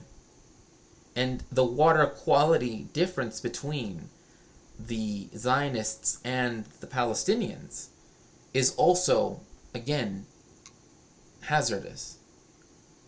So if you want, I can go over it in a little bit, because I think that after this, I'll have some time left to go over something else. So the resolution was met with fury and condemnation throughout the Islamic world. although there is evidence to suggest King Abdullah had privately maintained amicable relations with the Zionist leaders in Mandatory Palestine. See, look, this is where it looks like there might have been some evidence. I mean, one, he's standing next to Winston Churchill. Right there, Winston Churchill. Literal genocider, right? The Bengal famines, etc. Because people often think it was one famine, but it was two Bengal famines. At least historians, and I guess I should qualify, historians can identify two distinct famine incidents that occurred, right? And people like to lump it into one, but there was anyway. Again, I already told you the story about Golda Meir. So, King Abdallah, right? Abdallah was besties with Ben Gurion and Golda Meir, and essentially everybody who became a prime minister of the state of Israel for of that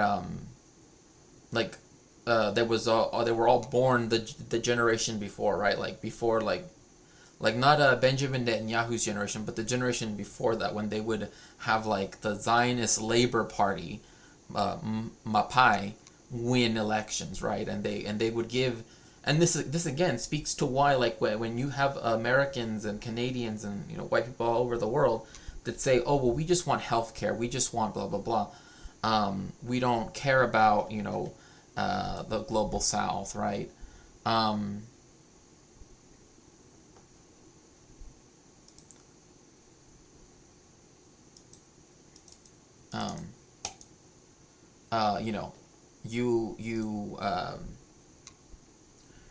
It tends to whitewash the fact that, again, that there already was this relation, very amicable. I mean, some people said that there might have been a romantic relationship, but I really don't care about if Golda was getting laid or not. I really don't care. He joined the coalition of Arab nations in declaring war against newly established Israel.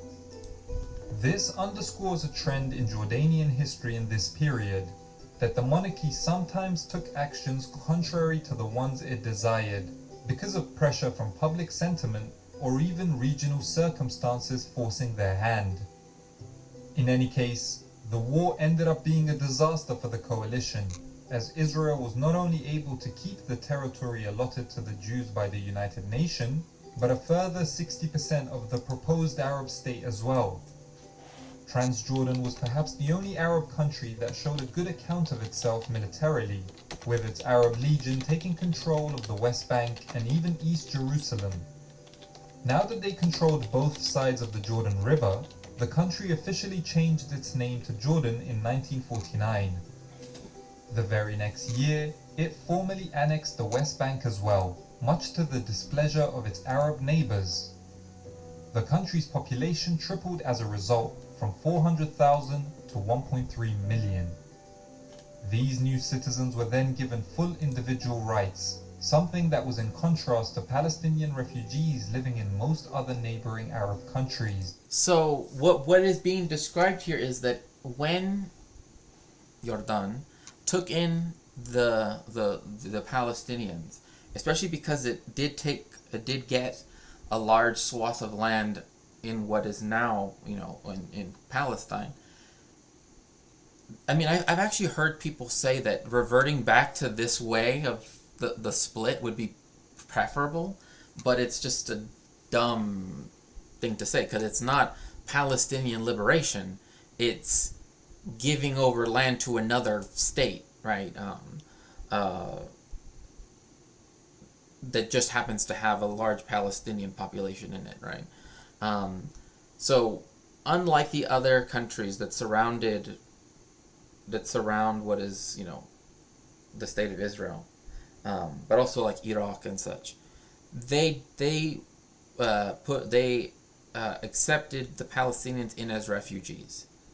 In Jordan, because the fact that they had taken over Palestinian territory itself, instead they extended the rights of citizenship to the Palestinian people there. And in fact, more than like half of the parliament eventually became let's say that like before 48 or whatever, the parliament had 50 seats. Now it had 50 more seats, having a total of 100, and they were all representing seats, districts that would now be in Cisjordan as opposed to Jordan proper or Transjordan, right? So this highlights an essential point that needs to be remembered in order to understand the country's history in the second half of the 20th century, that perhaps no other Arab country was as close to the Palestinian struggle as Jordan. So, one thing I will say though is you do not call Palestinians. You do not. One thing is that we must always refer to them as Palestinians, right? Israel has a particular desire to speak of them as Arabs, as though, again, because they want to push this narrative that there were, you could switch them with any other Arab group and they would be the same, and that's not true. Or the other thing being that, oh, they were recent immigrants to Palestine, which is also not true. Even David Ben Gurion himself, the first Prime Minister of Israel, said that there's no such thing as Palestine. Exactly. Even Ben Gurion himself said that the Palestinians are the actual descendants of what we think of as the ancient Israelites. Because even back then it was known, but again, because the alliance that happened in the 60s between Israel and the United States to essentially be against the Soviet Union, right? A lot of the whitewashing of this that occurred also came to get rid of the fact that it's known that the Jewish people, they were never expelled by the Romans from Palestine. 1. 2, there was a large migration of peoples because there was a large migration of peoples all over the empire. Hence why there are Latin peoples that moved to, or Romans, right, or people from the Italian peninsula that moved to Spain or moved into France or moved into, parts of Western Germania. But Jewish people also did the same. And because Christianity wasn't the main religion of the empire until essentially 400 years later, at that time, in the very early stages of that movement out of what is now Palestine, you had Judaism that did proselytize to some extent. So that is why, many people who were Jewish, who were taken in to concentration camps or were put on the trains, etc., literally did not understand the fact that they were being called Jewish because they had already stopped, they didn't identify, like they didn't see that as an identity of theirs, right? That was an identity imposed upon them. In the same way that during the Inquisition, right, like even if you were the bishop of Madrid in Spain, just because you didn't have the right amount of blood quantum, right, enough, if you had a little bit too much Jewish ancestry, then that made you Jewish, and that made you subject to the Inquisition. So, again, this is an issue, as you can see. So, but even David Ben Gurion himself said that he knew that the people that lived in Palestine were the people who were related to the ancient Israelites, because the ancient Israelites and the ancient Jews were just one of the Canaanite tribes. Like the process of Arabization that happened, after the year 600, right, with the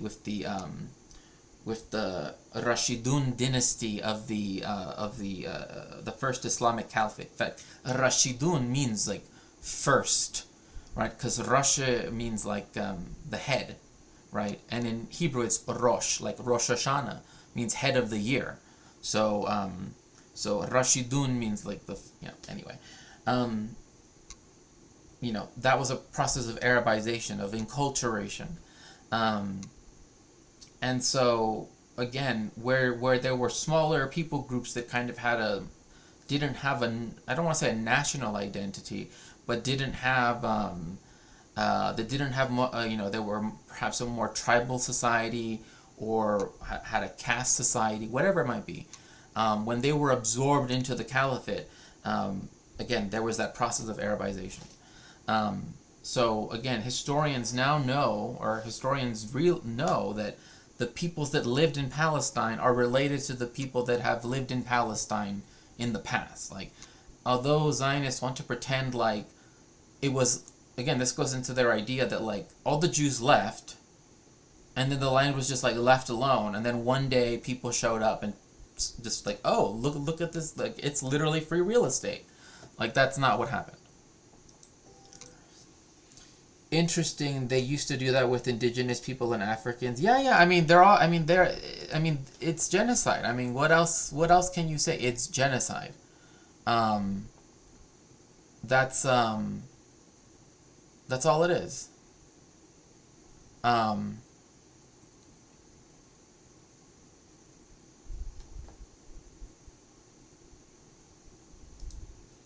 And so, this is the reason why, again, like I say, like, sometimes it's difficult for me to find good Jewish history stuff that's like digestible, because it's either a lecture, like a super long, like I'm not the person giving the lecture, it's someone else, right?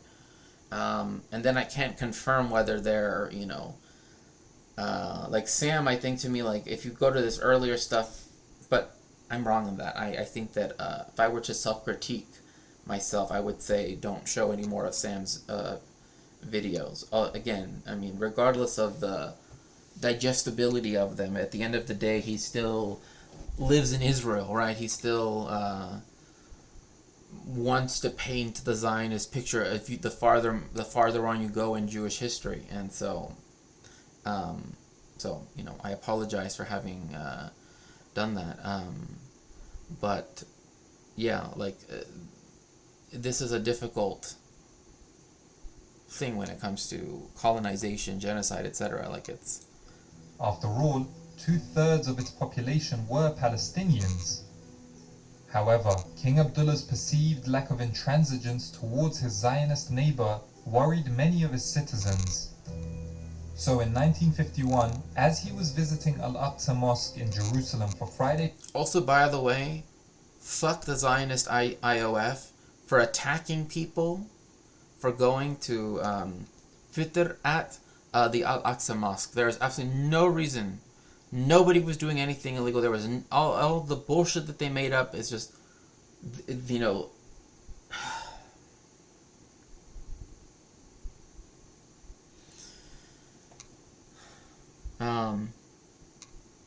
it's interesting to hear. It's so annoying to hear non-Jewish Palestinian people talk about this because they're usually casually anti-Semitic. Yeah, you're welcome. I just saw that are saying that Rupert Murdoch could be forced to testify in the Dominion defamation case. Oh yeah, because he was in charge of. I mean, he owns Fox, so. And because there are memos of him specifically telling people to, pump that story, but yeah. I never want to. I don't think I'm ever going to use a Sam video again because, especially when we got into, like, I just feel that it's too much. It's giving too much room to something that I don't tolerate. So, no, not Sam Cedar. Sam Aruno or something like that. He's American, but he moved to Israel, and the videos he made while he was still in America, I thought would be okay, but then I noticed that, like, then I'm just trying to make it, it's better to find neutral content than, just because his videos are short, I shouldn't choose his over others, right? And so, I feel bad about them because I don't tolerate Zionists, like, at all. I thought that I could explain away, right, that Hasbara type of thinking, but even with some of his older stuff, it's still kind of there, right? So yeah. Prayers with his 15-year-old grandson. Didn't Ariel Sharon spark one of the intifadas by making a show of going to the mosque? I mean, I could see that happen. I mean, Ariel Sharon is such a horrible person. Was such a horrible person. May his name be blotted out of history. But as Jewish people would say, I wouldn't be surprised. I wouldn't be surprised. I don't know right off the bat. Future King Hussein, a Palestinian gunman opened fire and assassinated Jordan's only ruler thus far. Apparently Hussein was also shot, but the bullet was deflected by a medal he was given by his now dead grandfather. The throne then passed to Abdullah's son Talal. Isn't it like strange how like royalty, they will always just give themselves medals and like no one questions that, like literally did nothing, but somehow it's like, oh, like now they all want to join the military, they all want to be blah blah blah, but it's kind of like, same thing with like presidential families and everything. Like they like to just give themselves medals. Oh, valor, bravery, because he took a dump in Syria or something. Like I don't know. Like I really don't get what they are. What they're supposed to mean, right? Yeah, exactly. They have their own white supremacy. Yeah, exactly.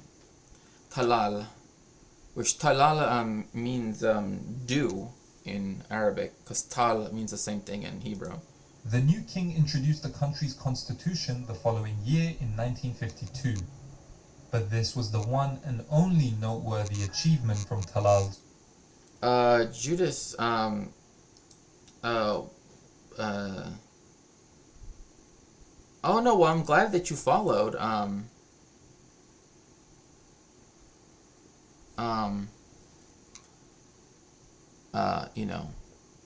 Oh, don't say that. Don't say that about yourself. Don't. It's fine. You're fine. Like, I'm a teacher, okay? Trust me, it's,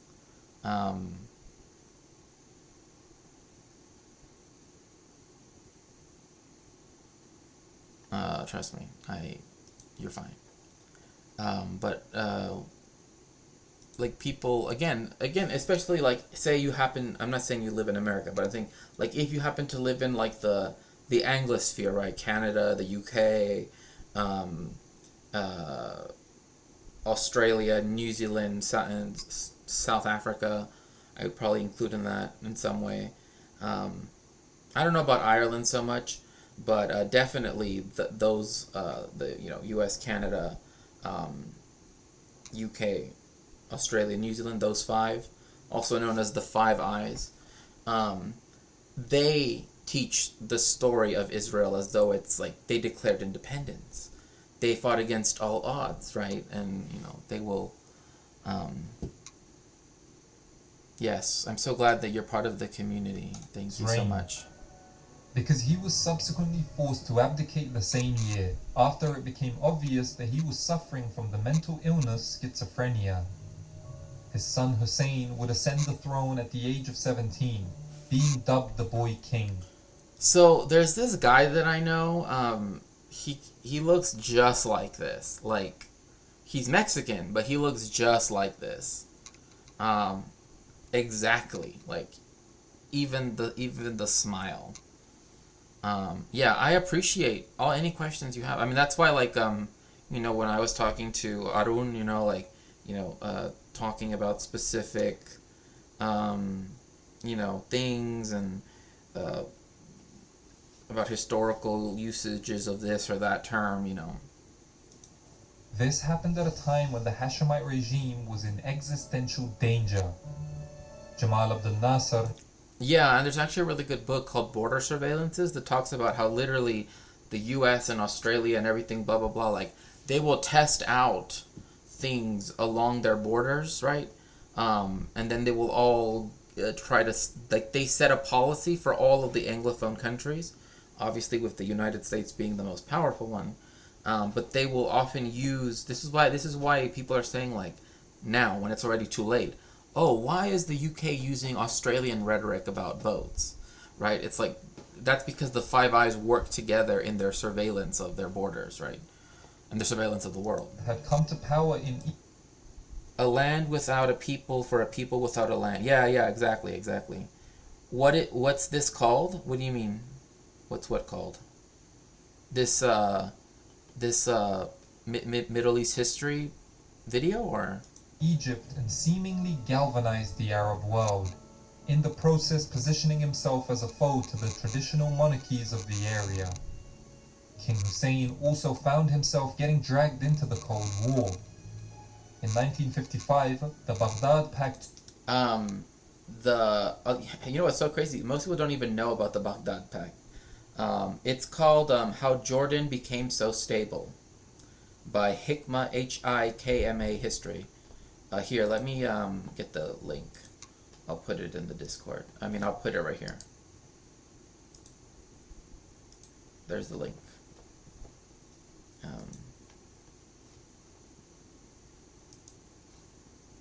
Saw neighboring Iraq, Iran, Turkey, and Pakistan join Britain in an alliance that was intended to serve as a bulwark to Soviet influence, under the implicit sponsorship of the United States of America. Jordan was pressured by its... Like, literally, there used to be a MITO, right? Like, before, NATO, there was, well, technically, yeah, anyway. But you know what I'm trying to say. There was a MITO, and then there was a NATO. Like, so, like, this whole concept of, like, oh, NATO being this, like, great solution, blah, blah, blah, like, it's just an imperialist tool. It's so obvious, because when you look at MITO... former imperial overlord Britain to join as well. The proposal triggered huge discontent inside the country.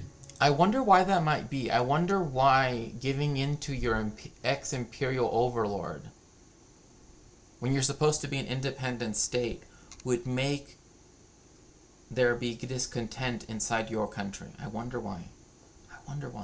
As many rightfully recognized the alliance to also be anti-Nasserist in nature. Nasser's socialist pan-Arabist ideas were sweeping the Arab world at the time. His fiery rhetoric and reassuring confidence gave hope to millions in a region that was downtrodden by decades of imperialism. I think Hikmah means colonialism, but imperialism is what they're still suffering under. And and this actually shows a lot, like you see this where imperialism is the case, right? When it comes to places like Lebanon or Turkey or Syria, even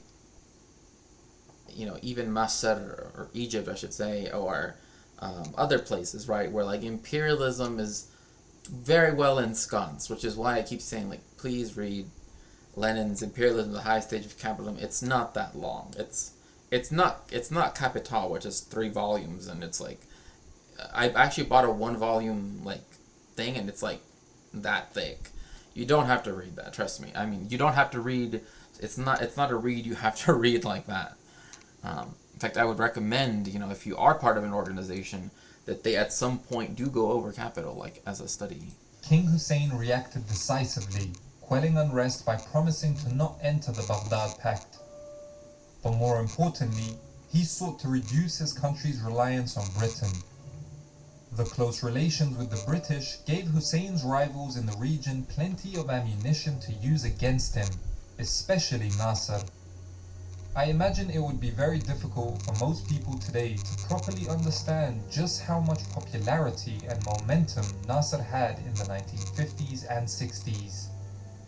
The Egyptian leader had devoted followers in every country at every strata of society.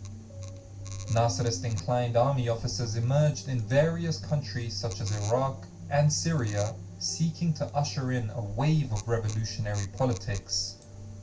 So to prevent this, King Hussein Arabized the Jordanian army's command structure.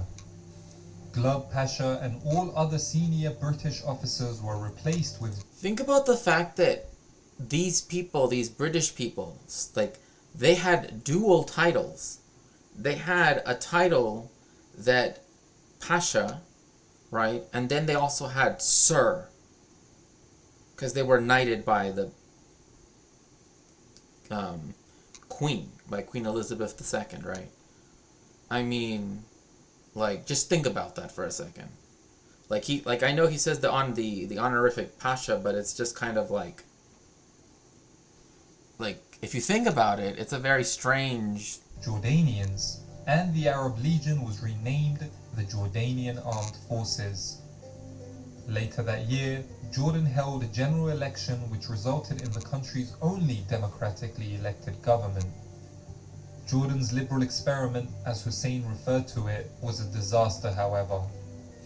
Sulaiman Nabulsi became prime minister and led a leftist government that frequently clashed with the king. In April 1957, Nabulsi's government was forced to resign. A few days later, violent confrontations broke out between royalist and nationalist army units. Syria even sent troops to the border to support the anti-Hussein nationalists. I mean, remember, because if they would have sided with al-Nablusi, which again is... Zionists also try to be like, oh, if you have a surname that's al-Nablusi, which means that you're from, like, at some point in history, you had family that lived in Nablus, right, in Palestine. Like, they will try to say, like, oh, you know, like, if you have al-Baghdadi, right, oh, that means you're not really Palestinian. Like, that's like saying, like, oh, because you have a German surname, that means, therefore, you're not, you know, like, if you were to do the same thing to the Jewish people, right, because surnames are a very modern thing, they're not they don't go back that long, and they don't even represent us, right, like, they represent, people that lived at a certain time in the past. So, you know, that's why I never got this whole, like, obsession with people's surnames, like, oh, it means this, or oh, it means that. Like, it's like, it might mean something to, you know, whatever, like, that's fine. But at the same time, and I'm not saying this in a disparaging way, I want to make it very clear, I mean, like, white people that are like, oh, you know, my last name means, you know, Rosenthal, which means, you know, Rose Valley. It's like, do you know how generic that is? Like, that's literally like saying, like, I mean, it's kind of like when I tell people that the name Herrera is the same name as Ferrara and is the same as the English surname Smith. They all mean Smith, right? But obviously, if you hear someone with the last name Herrera and then you hear someone with the last name Smith, they're going to be treated differently, right? So, you know, that shows a lot of things. So, but anyway. But once again, the king acted decisively, making his way to the army barracks at Zarqa, where the army units had clashed. Hussein was embraced by his army, thus bringing an end to an alleged coup attempt that has been shrouded in mystery ever since. To this day, we're not sure if this really was an abortive coup by Nasserist army officers or a staged counter-coup by the royal family. Whatever the case may be, King Hussein imposed martial law and even banned political parties, which would last until 1989. The threat from Syria and Egypt reached its apogee when the two countries joined to form the United Arab Republic in 1958. Just 2 weeks later, Hussein and his cousin Faisal of Iraq announced the union of their kingdoms under the Arab Federation. This would be short-lived though, as the Hashemite royal family of Iraq were overthrown in July that year by pro-Nasserist military officers. Hussein had to watch in horror the news... I mean, think about that. Again, remember, King Faisal in Baghdad, right?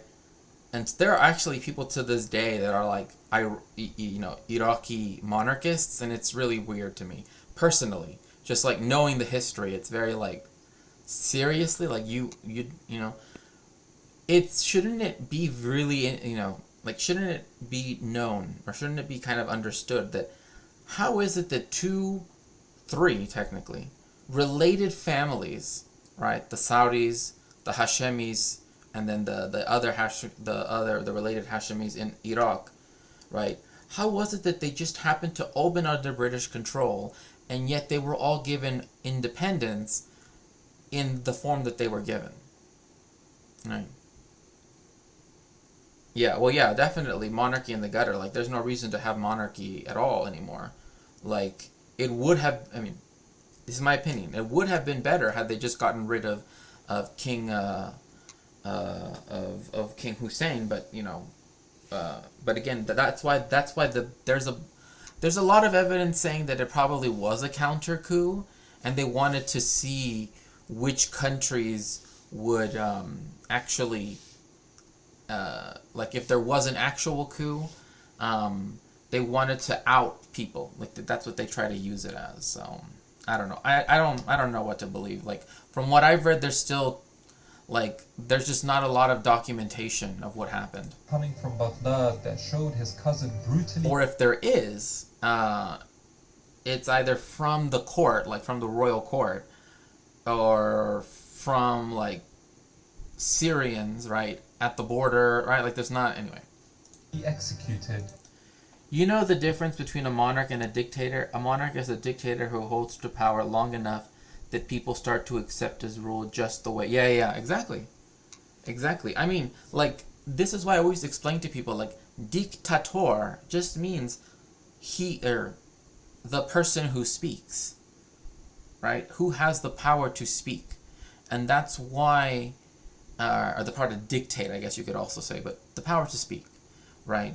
Because there are speech acts, and speech acts become laws, right? Because think about what a law is, right? It's an abstraction of something spoken.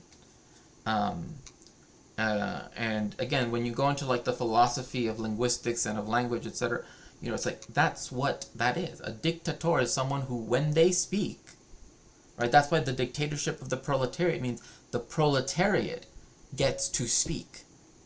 The dictatorship of the bourgeoisie we live under now, the bourgeoisie are the only people that get to speak. At the end of the day, they are the only ones who can do the speech acts that actually affect the entire world, right? The bourgeoisie, under the dictatorship of the bourgeoisie. Same thing with imperialists, etc. Okay, yeah. I'm glad to hear it. Yes. I added a whole bunch of new emotes for that, so I'm glad that now it's working.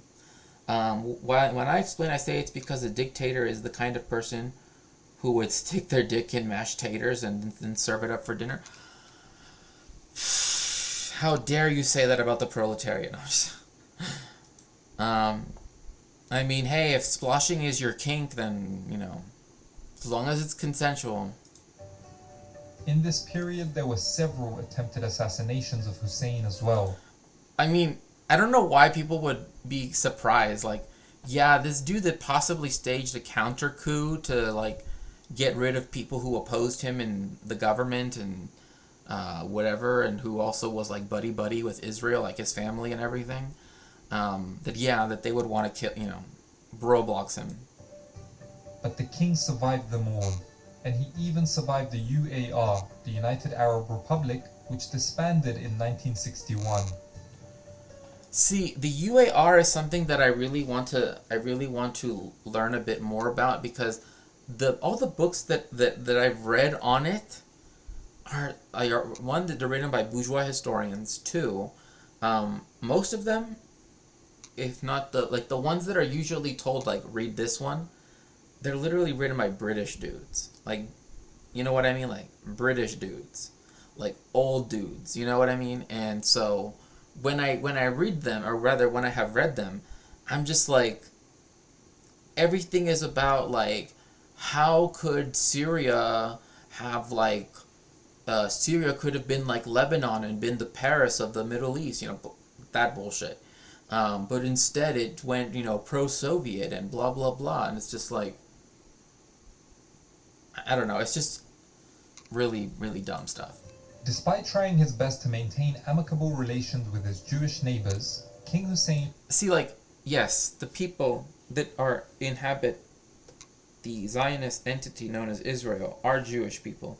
But I always hate when people stress as if it's like Jewish people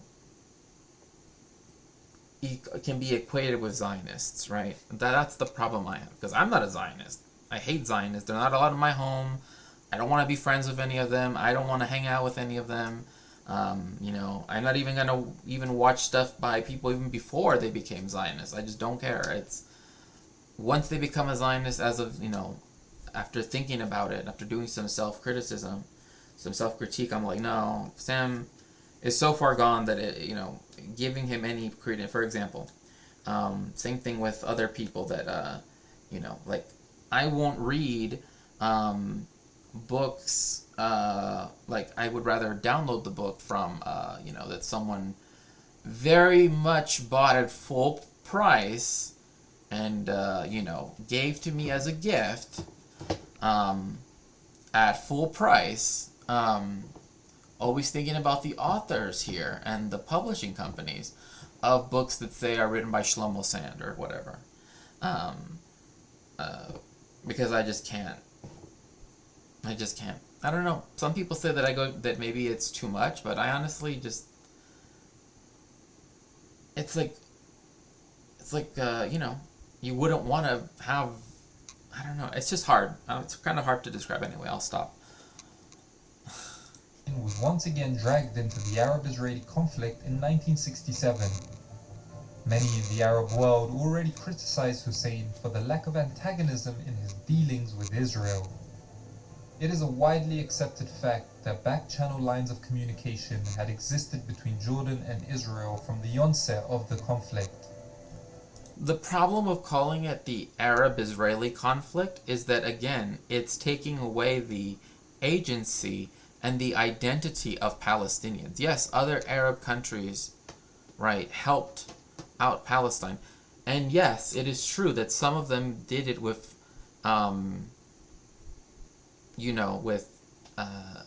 different intentions, I'll put it like that, right? Like Syria wanted to do this, or Lebanon wanted, whatever. But at the end of the day, if we don't say it's the Israeli-Palestinian conflict to which these other people were co-belligerents, again, it's taking away from the Palestinian identity. Like, they're not just Arabs. For one, they're not all Arabs. Palestinians does not equal Arab. And although Israel would love to have it be that way, but also the fact that, you have the issue where the whole point is for the Palestinian people to have a self-determination. So trying to, use this sort of pan-ethnic term, right? I mean, it's like saying, like, oh, like Cuba was part of the U.S. Hispanic conflict, right? Like the revolution in Cuba. Like, that doesn't make any sense, right? Why do people feel it's okay to do it with Palestine? I don't know. So he felt compelled to join Egypt and Syria in signing a defense pact in May of that year. Even though he believed the Arab armies were unprepared, Hussein gave command of his military to the Egyptian officer Abdul Munim Riyad. By the way, Riyadh in Arabic means garden. It means garden. But especially if you go to Maghreb or to Morocco, as it's called in English, their riyads are very common, like in enclosed courtyards.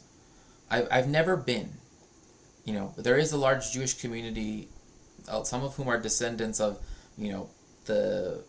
many of whom are the descendants of those that were expelled from Spain, in 1492, and so would be cool to visit that community that's been there for going on 500 years now. But I've always wanted to stay in a house that was like that, because that style of the court, and you see this across the Islamic world, if you want to call it like that, where the central courtyard, particularly in geographic secular terms, it's called the Maghreb, which includes Algeria and Tunisia. But you see it also in Syria and other places where you have the enclosed courtyard. But the really famous ones are the ones in Morocco. I don't know, just like seeing the fact that that form of architecture was also brought to the New World because, when the Spanish began their colonization project, it's really interesting to see how a lot of those concepts that pre-existed, the conquest of Granada and all of those things are still present even in Mexican buildings, right? Colonial era buildings, of course, but you still see things like arches that in Western Europe they didn't do arches in triform, right? That was the Moorish quote unquote way of doing it. So I've always found that very fascinating. 5th of June, the Jordanian king's fears were vindicated when Israel launched a stunning surprise attack on Egypt. See, this is another thing. This is a surprise attack. It did a preemptive strike, right? Like, Israel always tries to make it seem as though every war that they fought is defensive, but they literally did this first, right? They did a preemptive strike, as they like to say, and then they're like, oh, we don't know why on earth that they blah blah blah say that we started it, because it's not like Israel wasn't mobilized. It's always mobilized. Literally, I'm not even joking. Like the IOF is always ready for conflict, as we know, as we can see every day. If you're on Twitter or whatever, I mean, the live stream ones, I don't like to watch those because, man, like when I see the IDF people, like especially like dudes like literally, fresh from America, the way how they treat the kids in Palestine, that's exactly how they would treat me, right? The only difference is now they have a gun, right? And now they're wearing a uniform and they think that it means something, right? And it's fucking frightening. Like they're happy to fly over and bomb. Yeah, exactly. And then claim, oh, it was their fault. Wiping out its air force. And then, of course, the West will still sell it that way. Hence why I'm very surprised that they just say this as a surprise attack. Like, well, that means that Israel struck first. That means it wasn't a defensive war, which means that then it's colonization of... Anyway, you know what I mean. Like, then therefore it's colonization of the rest of Palestine, of the rest of the Sinai Peninsula, of the Golan Heights, all of that stuff. It also makes it difficult to justify, which it isn't justifiable. But you want to know something that it also infuriates me too? That literally, it was a single word that got Israel off pretty much scot-free from having to give back its control over Gaza and the what is called the West Bank, right, and the Golan Heights, and it was literally the word "the," because in the memorandum, the UN memorandum, whatever, it said Israel has to give back territories taken, right, and so because they did a boner cube type of reading, right? They said, well, it only says territories. So when they gave back the Sinai Peninsula to Egypt, they said those are the territories. That's all. We have to give something, not everything, right? And so, yeah. The conflict is now known as the 6-Day War because in the space of less than a week. So that's why when people say like, oh, the UN is doing everything in their people's best interest, no, fuck the UN. Israel routed the combined forces of Jordan, Syria, and Egypt, in the process occupying the West Bank, including all of Jerusalem, the Golan Heights, Gaza, and the Sinai Peninsula. For Jordan, losing the West Bank was disastrous. It had now lost a huge chunk of its population and a vital economic center. Subsequently, 300,000 Palestinians...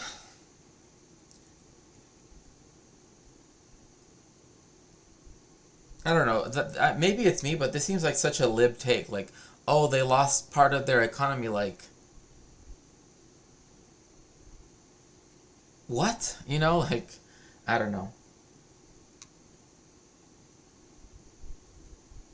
Well, and it's being constantly denounced in the UN. I don't know. Like I said, it's such a weird situation that sometimes I'm like, I don't even know what to think about this or that. Like, because it's like, if you want to do Jewish history and you're talking to and there's a Jewish person, oh God, I hate finding out that deep down, or that, you know, publicly they're a Zionist, right? Or that, oh, they live in Israel. Like, fuck. Like, now I have to find someone else, right? And it's like, every fucking person that has a big channel, they all are all fucking like Zionists, and I fucking hate it. Anyway. Palestinian refugees flooded major Jordanian cities. The ripple effects of conflict and displacement on this scale are too large to contain. We see it I like how in that last picture there literally was an anarchy sign and then a heart with a dick in it. Like, you're supposed to focus on the two kids and the mom, but like, for me, I'm like, okay, I see the anarchy symbol, and then I looked over and I'm like, oh, there's a dick inside of a heart. But okay, I mean, hey, you know, some people love dick a lot, so. Today with the invasion of Ukraine, which has sent around 8 million refugees into surrounding countries, and led Russia to drastically... Okay, I don't like this comparison because many things. Like, you know what I mean? Like, I don't think this is a good comparison. Like, I get the whole refugee crisis, but I get that. But yeah, I don't know. To me, I don't like to make comparisons like this. Hamstring the globe. Like, I think, to me, the Palestinian dispossession is literally a case in of itself. Like, it has to be seen as something that is unique insofar as it specifically has the backing of the Western imperialist powers, and that it's you know, how it's being used, blah blah blah blah blah. Because it's what allowed for subsequent type of like ethno-racial type of divisions to become justified as well, right? And the British had no problem doing this, right? Because they did the same thing in the subcontinent. But the difference with this is that when they did it in Palestine, right? Like, it came with the caveat that they knew that Israel was going to take over more land. Like, they knew, because they ended up supporting them. Global economy, notably cutting their oil production by hundreds of thousands of barrels just days ago. The price increase that's following will leave 75 million people and countless businesses facing losing power and economic hardship felt as far as the US. In fact, oh, poor America. Like, you know, like, I do hate the fact that we found out that all of that inflation that they kept talking about was just price gouging. But I hate when they try to be like, oh, you know, what we need to do is just, like, convince convince Venezuela to, like, open up and blah, blah, blah, so then that way we can lower the price. It's like, how is it that the United States supposedly produces all of this oil, all this petroleum? Where does it all go? Right? Because it's just sold away. And they always want to blame OPEC and OPEC Plus, right? So that way they can blame Russia too. But it's like, it doesn't even make any sense, like, at this point. It's just stupidity. A survey revealed that over half of Americans making six figures already live paycheck to paycheck. I was reading somewhere that, like, in LA, in order to live, like, a regular life, you have to make, like, 80K. And I'm like, most of the people I know barely make over 20K. So, you know, like, when I say, like, I live a very precarious existence, like, just know it's less than even that. Much less. So, I just... Anyway, sorry, I don't mean to talk about stuff like that. Clear that a financial storm is brewing, and nobody is safe. Even Goldman... I know. I mean, like, Iran is literally like, sign the agreement. We want to sign the agreement. Like, when have you ever had a supposed enemy country that is, like, literally asking you, we want to sign the treaty, we want to do the thing, you know, like. Sachs is honest about where the market is headed. Nowhere. No wonder. Oh, please don't tell me this is an ad.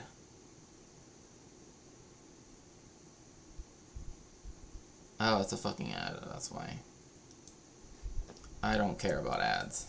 King Hussein also now had the added headache of becoming host to the PLO, the Palestinian Resistance Movement. This was a headache for him because the PLO would launch attacks. My favorite picture of the PFLP is of them, and this is a very famous picture, is of them sitting down, right, with their keffiyeh, you know, and they're reading Mao, the little red book. I'm like, that's badass. I wish that socialism was had not been so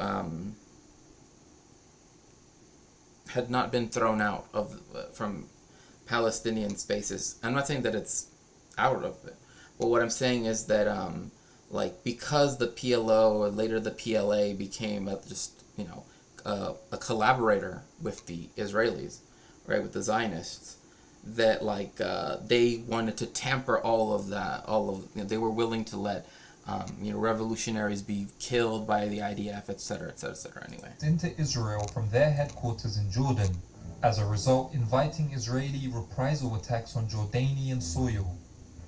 The most remarkable example of this took place in March 1968, when Israeli troops marched on the town of Karame to destroy the PLO's base, which they carried out. But what they didn't think about that, they unilaterally just invaded another country. It's not like they sent an ultimatum. They didn't do anything. They just sent in the tanks. So that's why every time I hear the sob story of Zionists that, oh, boo-hoo, Israel's just a little small bean and blah, blah, blah. No, it's fucking not. Just shut up. Expect was the stiff resistance put up by the Jordanian armed forces. The battle restored Jordan's pride as it inflicted considerable damage onto the Israeli army. It came as a shock to Israel, but was met with delight in the Arab world. I wonder why it was a shock to Israel.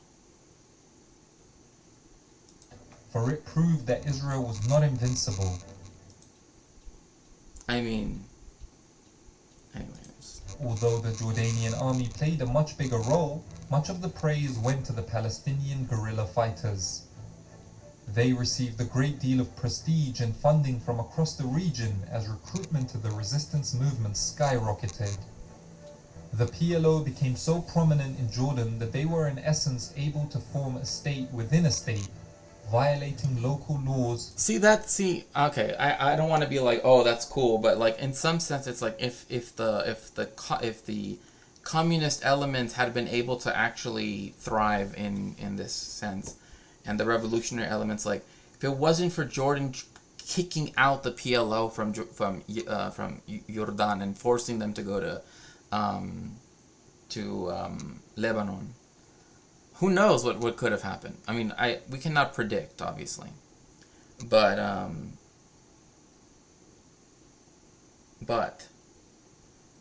the fact that they were gaining that much groundswell says a lot. I want to say. And shooting at Jordanian soldiers. King Hussein's very authority. I mean, look, I don't know. Maybe perhaps people will critique me on this, but I think that if Jordan is very close friends with your literal colonizing genocidal enemy, I think that being against the armed forces of the people that are okay with it, that enable that genocidal, whatever, is justified, right? I don't know. Maybe people disagree. He was under threat from the powerful Palestinian groups. By September 1970, the inevitable conflict of interests culminated into open warfare. In the events that have since been referred to as Black September, the PLO were routed out of the capital Amman within 2 weeks, and by the summer of 1971, all of the PLO members were expelled from Jordan. moving their bases to Lebanon. From this point on, Hussein would play the role of mediator in Middle Eastern politics. Which is exactly what his father, right, wanted to be in the beginning. Like, that's how he wanted to ensure that the Kingdom of Jordan's, that's what the British wanted the Kingdom of Jordan to do. To eventually justify the, you know, the genocidal, right, claiming of more and more land by the Zionists in Palestine, because they eventually envisioned that because Israel and the UK and the US would be militarily allied, right, or allied, I guess, that eventually that would mean that they would get bases there, or they would get rights to put bases there, right? That would also provide a way to bypass the Suez Canal after Jamal Abdel Nasser nationalized it. Hence why in 1956 Israel joined France and England, or Britain, to attack Egypt and failed. Because the United States essentially said, leave them the fuck alone. But not without reason. They did this because they did not, the Suez Crisis, they did not, they wanted instead for it to become, to do imperialism. Like, they didn't want the Anglo-French imperialism to try to reinstate the old British and French control of the Suez Canal. They wanted an international control of the Suez Canal, that they could play sides with during the Cold War. But anyway, I am getting really hungry, and it's now the end of the stream, so we're gonna raid Polly people. Make sure to tell her hi, and tell her that Shakespeare will be there in a second. I'm just gonna feed my puppies and make some dinner. Thank you all for coming to the stream today. I really appreciate every moment that we get to spend together, talking and chatting. What am I going to eat? I'm going to make, I know it, I got a recipe to make chicken tikka masala. So I actually have all the ingredients ready. I've had it waiting all day to make the actual sauce, like from scratch. And that's what I'm gonna have. I'm gonna make some chicken tikka masala with some basmati rice, and gonna have that for dinner. And yes, again, thank you so much to everybody who joined in with the stream today. Hopefully I will see you all tomorrow, and yeah, it'll send lots of giga chads to Polly while you get there. And again, just let her know that I'll be there soon. Bye everyone, thank you again so much. Hugs to everyone, thank you.